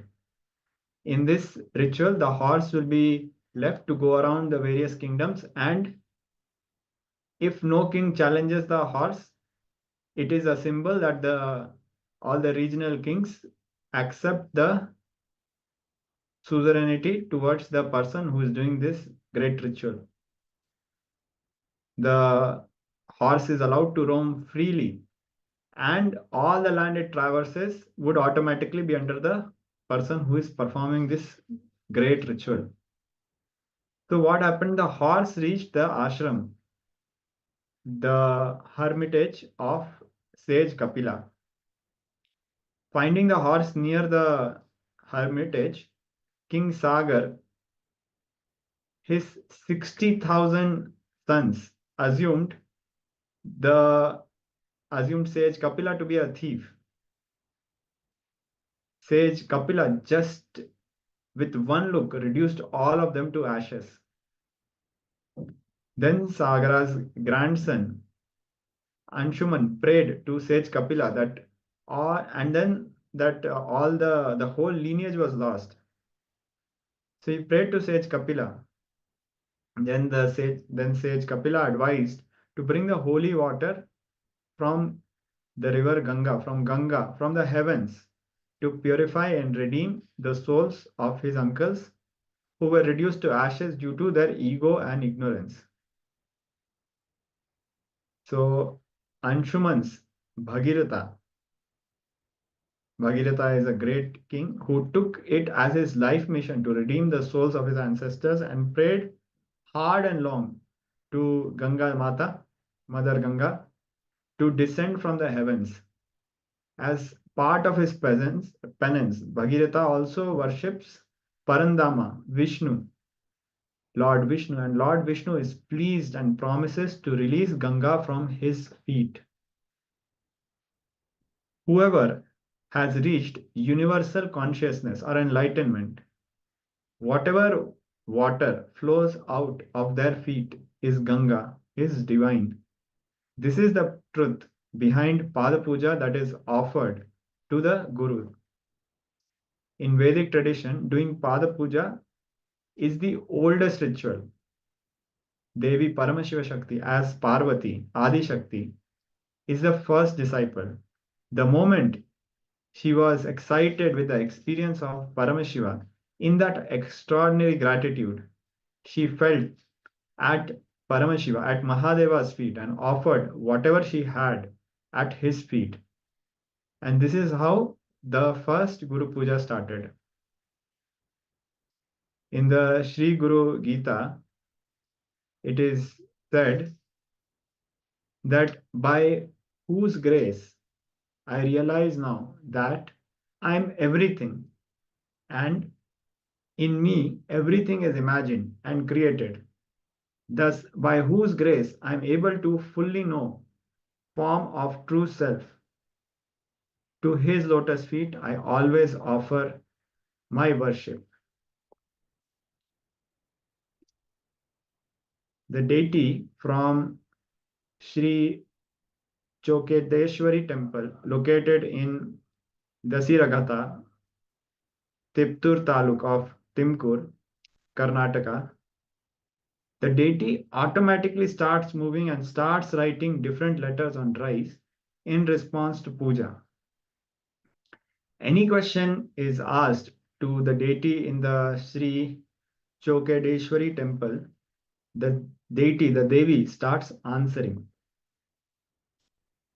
In a similar way, you can ask any question. You can ask a question in Chinese. The head of the deity writes effortlessly on the rice flour base in Chinese.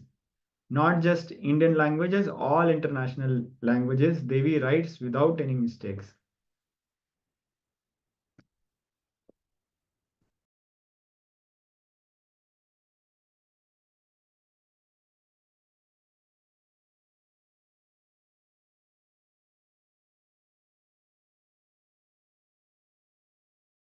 So now we'll project one image of the deity for everybody to have a darshan.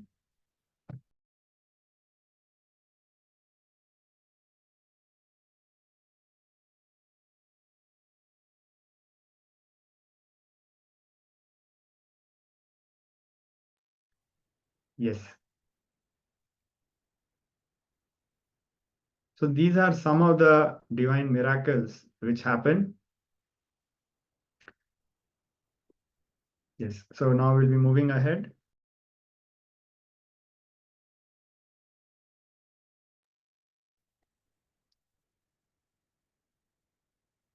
So now moving ahead with the significance of Pada Puja. Bhagwan Vishnu has a shankha, a conch, and a chakra, discus, and his padukas, his sandals. Bhagwan Vishnu would usually leave his padukas outside his bedroom and go for rest. So one day the shankha, the conch, and the chakra, the discus, they look at the padukas, the sandals, and start laughing. They tell, see you carry Bhagwan all day, whole day, but when it comes to the room, you have to stay out and we will go near. You are not really at Samipya. Samipya means closeness, the liberation we get from closeness. So they are making fun of the Padukas. You are not really at Samipya. We are the ones who are with him 24 hours a day. The Shankha and Chakra continued. For the 12 hours of the night, you, the sandals, the Padukas, are out. So you have only half Samipya Mukti. We have full Samipya Mukti. We have full liberation from the nearness to the Lord. Now, listening to this, Bhagwan Vishnu's Padukas replied, all right, what can I do? Whatever Bhagwan wants, let it be. The next morning, when Bhagwan Vishnu came out of his room, the Paduka asks him, Bhagwan, Shankha and Chakra are making fun of me. Is it true that you are angry with me, that I have only 50% Samipya Mukti? What mistake have I made? Listening to the Paduka, Bhagwan Vishnu laughs and says, attitude and time does not mean you are unimportant, or they, the Shankha and Chakra, are important. Attitude and time do not show favoritism. I have no favoritism. Each of you have a different place, work, and thing to do. Bhagwan Vishnu further explains, by worshipping Shankha and Chakra, people cannot get mukti, they cannot get liberation. But by worshipping my Padukas, people can get mukti, they can get liberated. Paduka worship can give enlightenment. So this is the revelation, and the story continues. So as Bhagwan Vishnu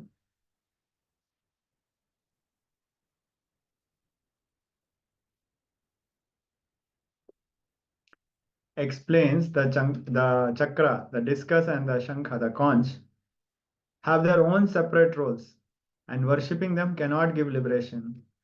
The duties of the padukas are different. Your place is different. Only by holding each and every person, the liberation is given to all of them by Bhagwan. So Bhagwan Vishnu further stated that since Chakra and Shankha had made fun of the Padukas, let them be born on planet Earth and worship my Padukas for 14 years.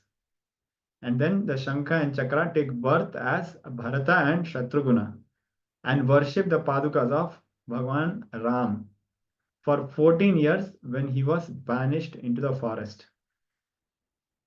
So now we'll be projecting an image from the Ramayana. Turn on the video now.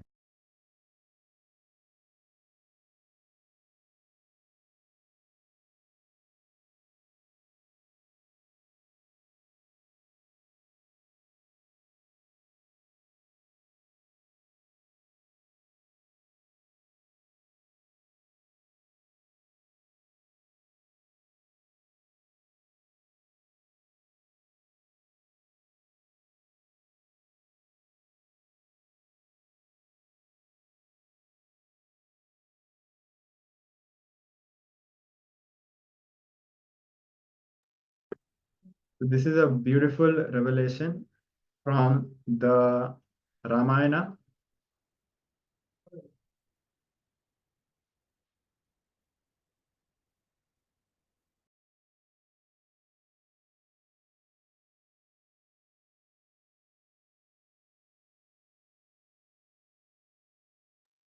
So now we'll be continuing. On 22nd May 2011, in San Jose, Kailasa in San Jose, there were many clinical trials conducted, QEG scans, to measure the restful awareness brought by performing Pada Puja. The first thing which was observed was many non-mechanical parts of the brain were awakened.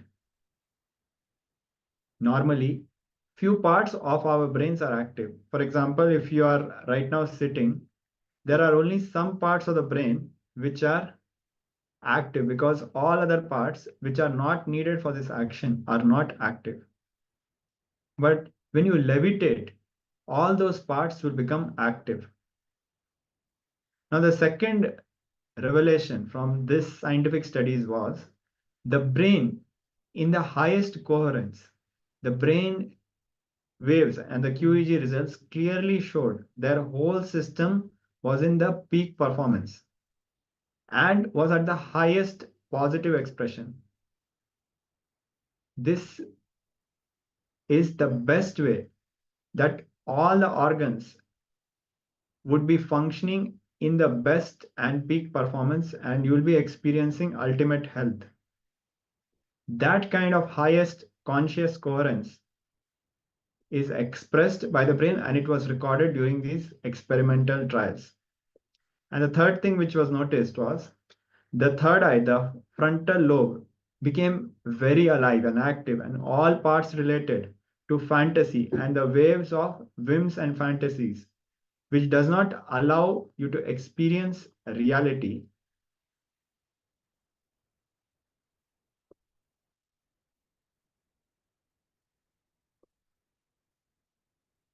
So these were some of the findings from the QEG experiments. Now, the true relationship with Guru happens when you are thoroughly impressed by the Guru. Whenever anything comes up, say fear or insecurity, greed or anger, just see how will Master behave. Simply look in and ask, how will Swamiji behave? How will Swamiji handle this situation? Simply the fear or insecurity will disappear. It will just disappear.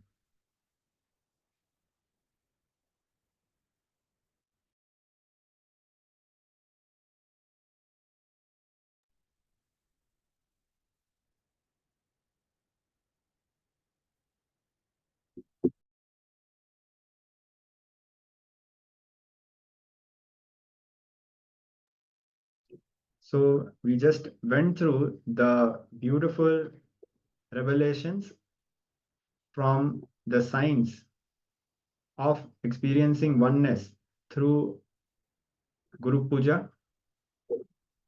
Now we'll be moving ahead with another round of power manifestation.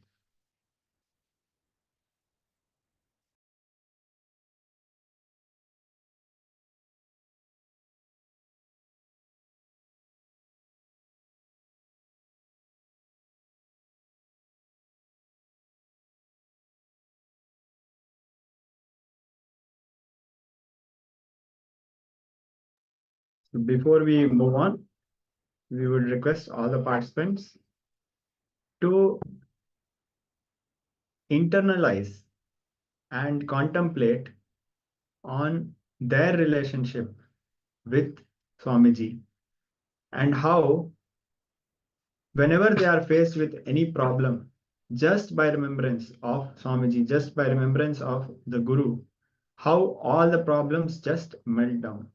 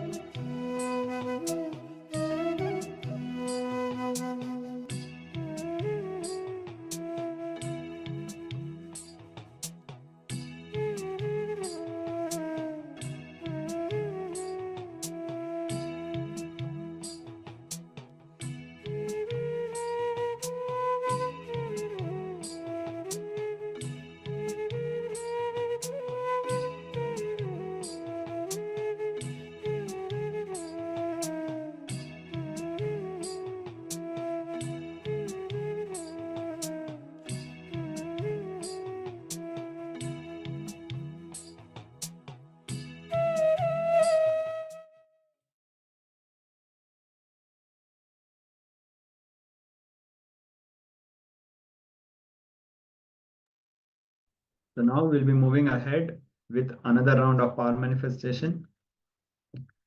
So this is another round of rapid fire 1-minute questions, the power of length.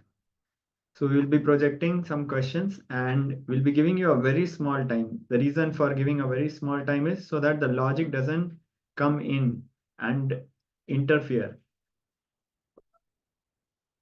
So now we'll be starting very shortly.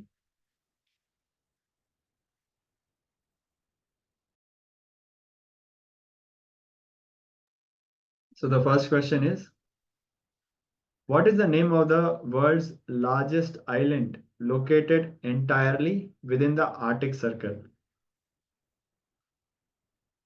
Yes. So look through the third eye, chant the Mahavakya, Om Nithyananda Paramashivoham, and request Paramashiva to reveal the answer. The answer will be revealed and please share with us.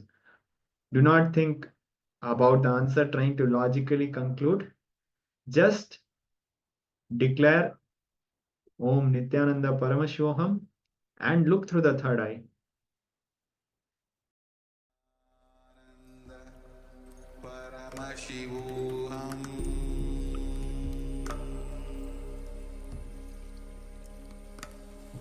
Om Nithyananda Paramashivoham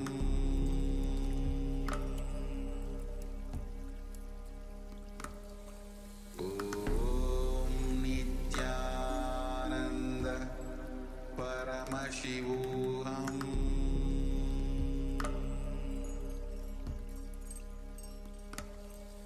Om Nithyananda Paramashivoham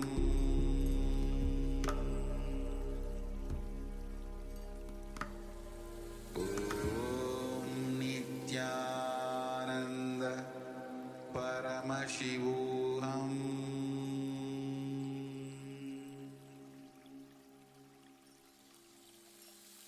I bless you all. Let you all open all your three eyes.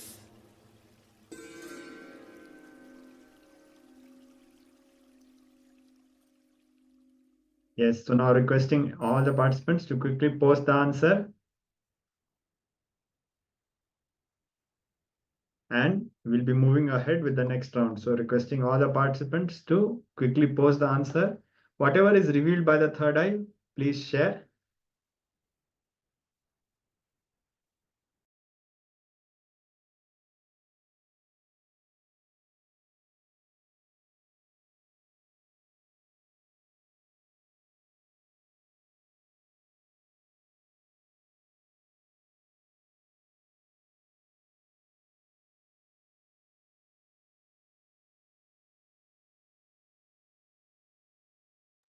So now we'll be sharing the answer. The answer is Greenland. Yes, so Ma Shukraindraanda already knows the answer, and that is why she didn't participate, because to give everybody a chance. So we'll be moving ahead with the next round, and we request all the participants to just share whatever is revealed by the third eye. So the next question is, what is the square value of the mathematical constant pi?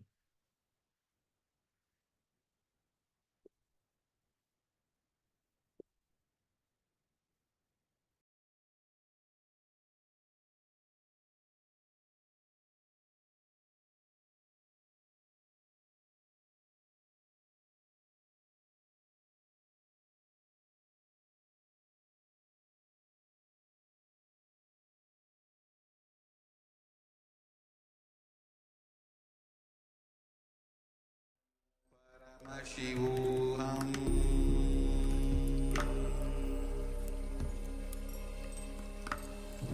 Om Nithyananda Paramashivoham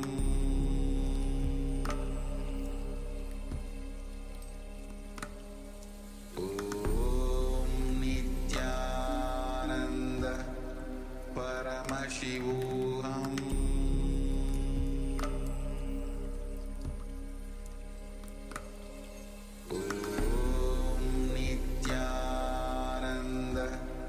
Paramashivoham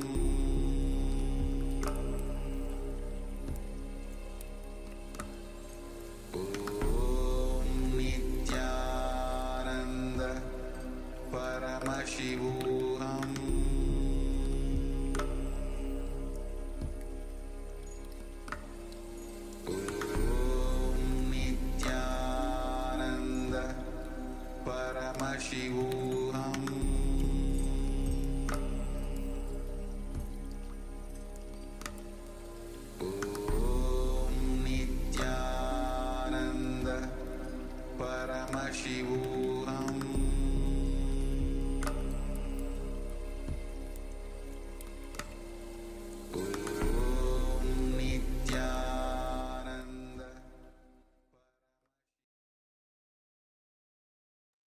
So now please share the answer. Do not allow your logic to interfere. Whatever Paramashiva is revealing, just share. And don't worry about being right or wrong. You'll be surprised the way Paramashiva will be manifesting.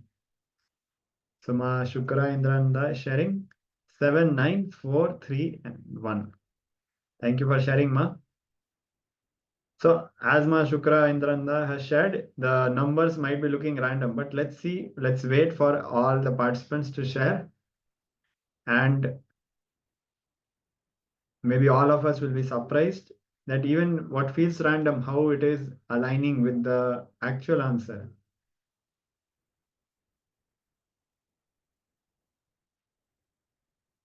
So now we'll be verifying this answer.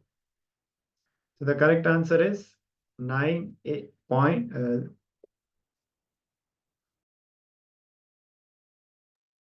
correct answer is 9.8696.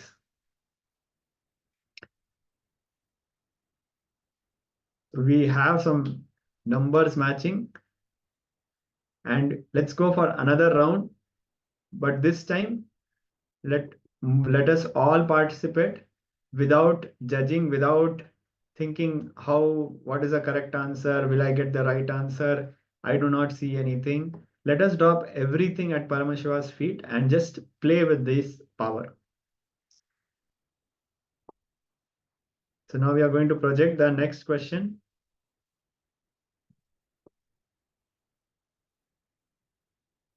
What is the result of multiplying 365 by 24?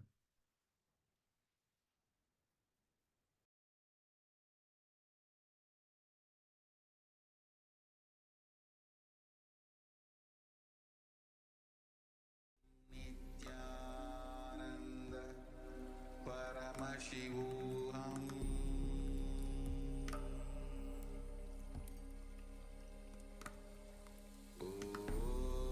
Nityananda Paramashivoham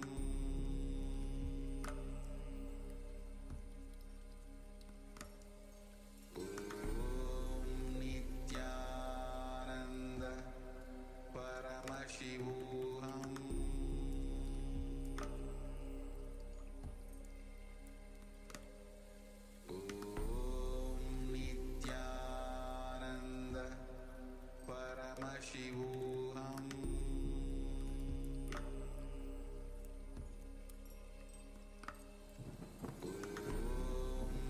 Nityananda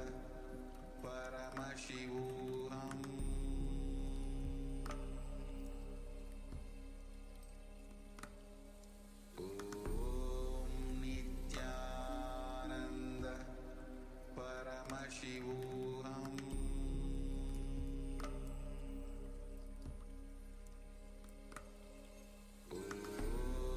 Nityananda Paramashivoham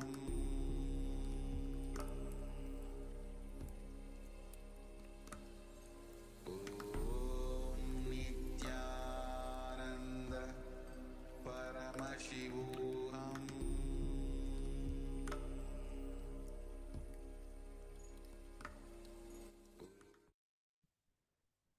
So now let us verify the answer. So requesting all participants to quickly share what was revealed by the third eye.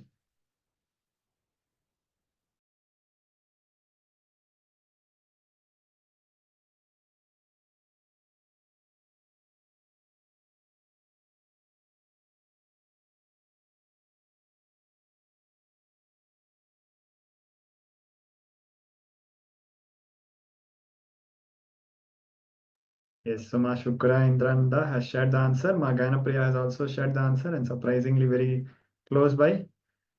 All right, so let us now check the answer. Yes. So the answer is 8,760. So literally, if we see Ma Gyanapriya's answer is just a few numbers, like it's a position if you see a little bit here and there, but almost the answer is very close.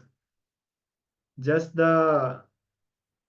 literally like the 760 is spot on, and the 9 had to be 8 and in a different position. So a round of applause for all the participants.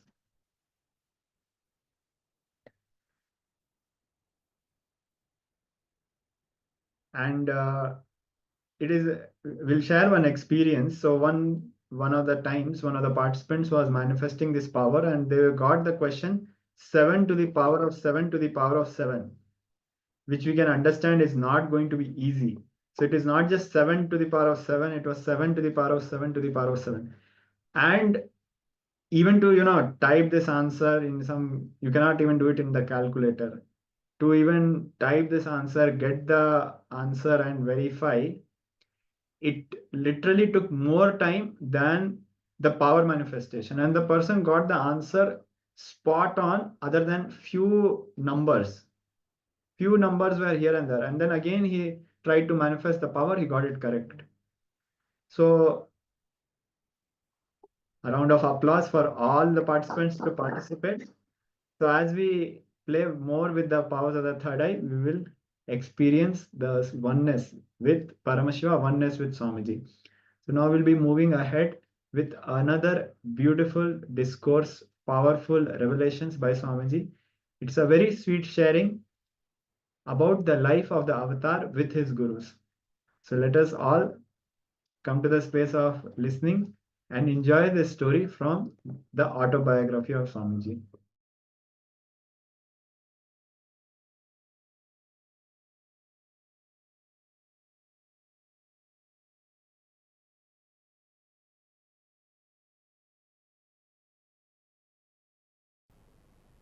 There's a beautiful example in Upanishad. Upanishad is the source book of Hinduism, just like Bible for Christianity, Quran for Islam. Vedas are the source book of Vedic Hindu tradition. And Upanishads are the main chapters of the Vedas based on which our life is running. Upanishads are more like instructions and truths about life. So in one Upanishad there is a beautiful story. In a tree, huge tree, there was a small bird which used to jump from branch to branch. Sometime it will eat sweet fruit in the tree and jump. Some other branches will have a bitter fruit. When it eats the bitter fruit, understand it's a very beautiful simile or a example with an amazing truth.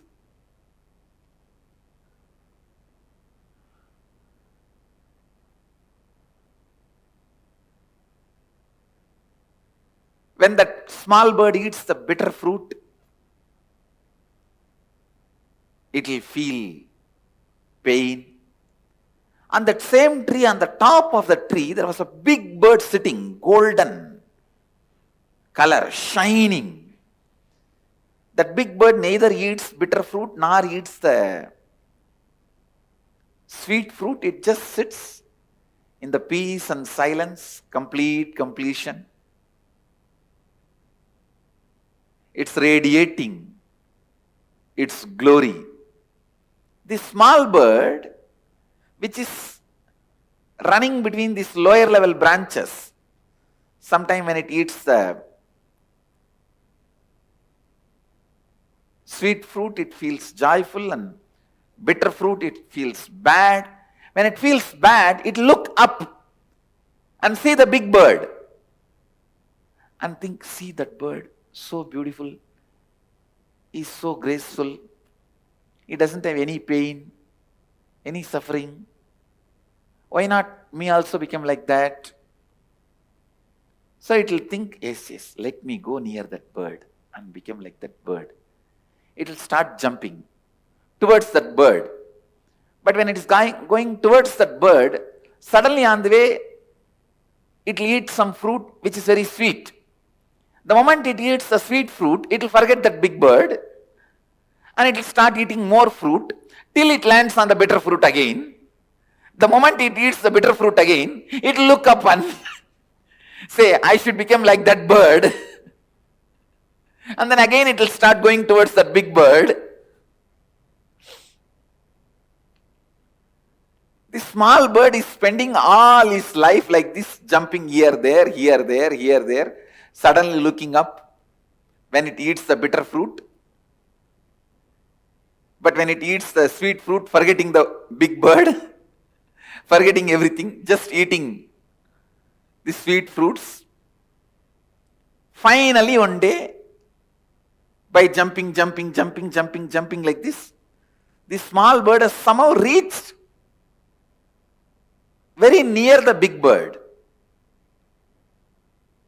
And one fruit which that small bird ate was so bitter, it decided not to look this side and that side, it just locked its mouth and straight went near that big bird.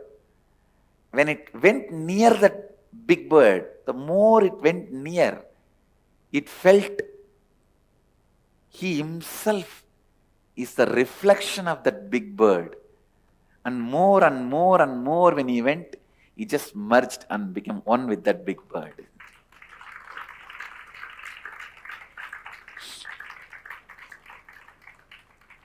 I don't even need to explain the concept behind the story, I think now. I've explained the example so clearly. The concept I don't even need to explain, all of you understood, I think. But I'll try to give a few more words for you to understand the concept. Big bird is the cosmic enlightened being. Paramatma, small bird is you, the individual soul. The bitter fruit is the incompletions and pains and sufferings. Sweet fruit is the once in a while small joys, completions you experience. When you experience little sweet things in the life, kind of a fulfillment, you forget about Paramatma. But when you get into the bitter fruit, you immediately remember and look up. And here, there, jumping. Somehow, when you really eat a bitterest fruit, and you decide after that you will never open the mouth again, means you will never allow any more incompletions, and straight look up and move near him, you will understand first you will understand you are his extension. Next you will understand you are just his shadow. Third you will understand you are just his presence. Fourth you will understand you are he. Exactly. This is the exact relationship I had with him. I can say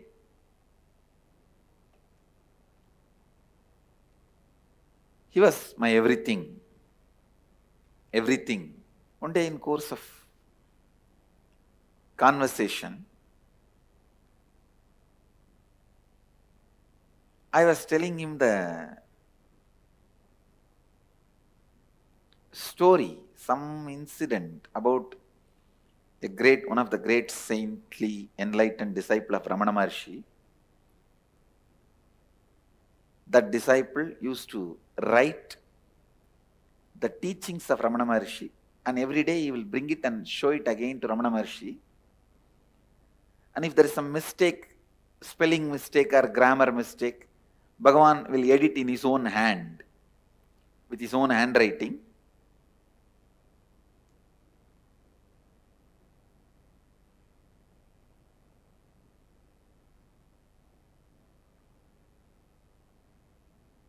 So, that sadhu,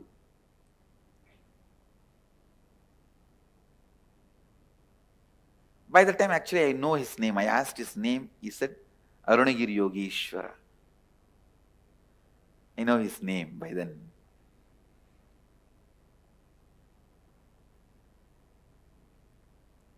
So I asked Arunagiri Yogeshwara, I was telling about this story, then Arunagiri Yogeshwara smiled and said, Maybe that is the way that Swami was trying to get the handwriting of Ramana Maharshi in his notebook. And he also made a comment, just to get the Ramana Maharshi's handwriting, this Swami will make more and more mistakes. The moment I heard, immediately I thought I got a very brilliant idea. I thought I will also start writing and bring the notebook to you. You will pen down, you will write, I will keep your handwriting with me. And I did it. At least I had 3-4 notebooks. It's very unfortunate that we are not able to get those notebooks now. Let's see, Kal Bhairava will get it for us.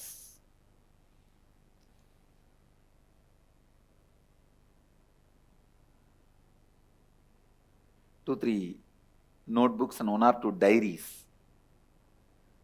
where I'll try to pen down in the night whatever I could remember we spoke, and then purposely make mistakes in writing and bring it to him next day. He will also read and smile, and purposely he knows I have done mistake purposely and he will write few lines, few words on it, and he will do editing, means like a crossing or adding. And I very clearly remember he has signed even once, Arunagiri Yogi Ishwara.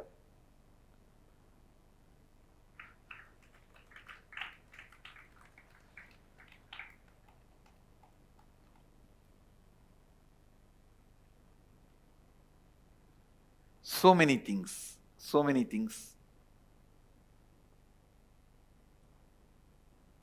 We used to speak.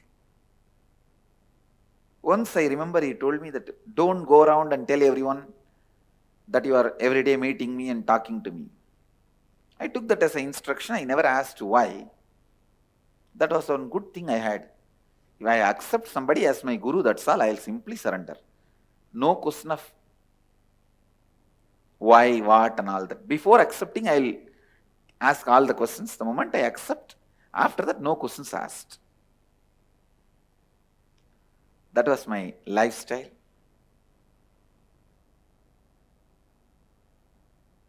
Everything was going well.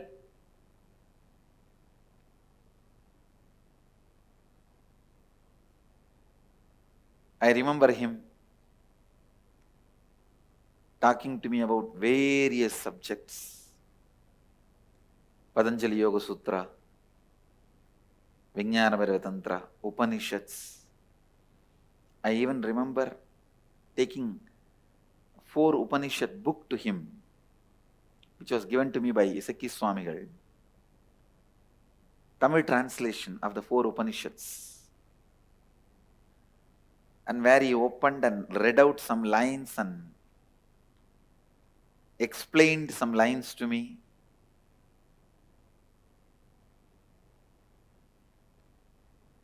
And I had the fortune of directly singing the Devarams of Jnana Sambandar to me.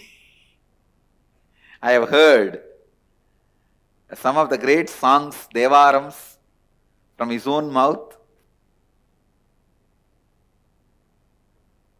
I even asked him once, how do you know all this? He said in Tamil, இங்கே தானே இருக்கேன், இங்கே தானே பாடிட்டு இருக்காங்க, அதனால கேட்குறேன், அதனால தெரியுது. He said, I am here only all the time, na, and they are singing all the time here, na. So I am listening, so I know. These are all that mystical, mischievous answers.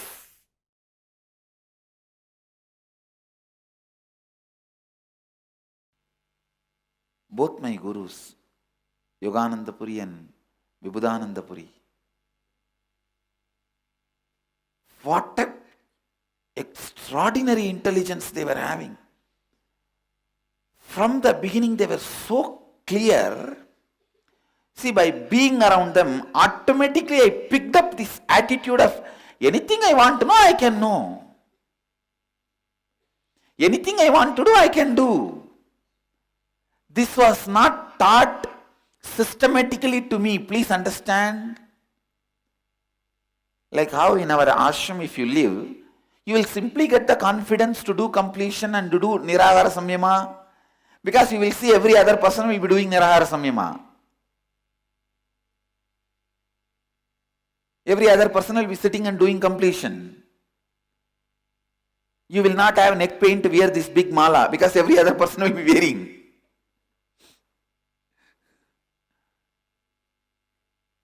Just things are in the air. You see, there are some things which are not taught. You pick it up from the air.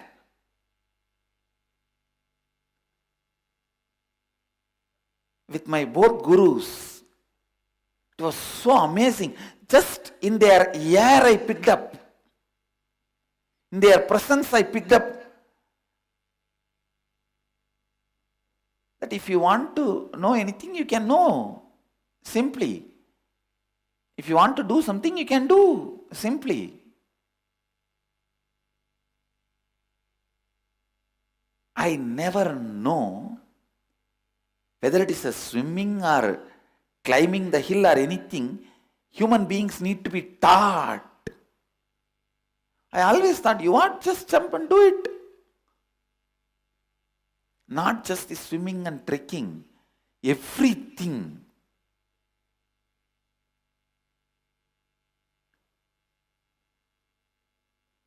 I still remember one day I went to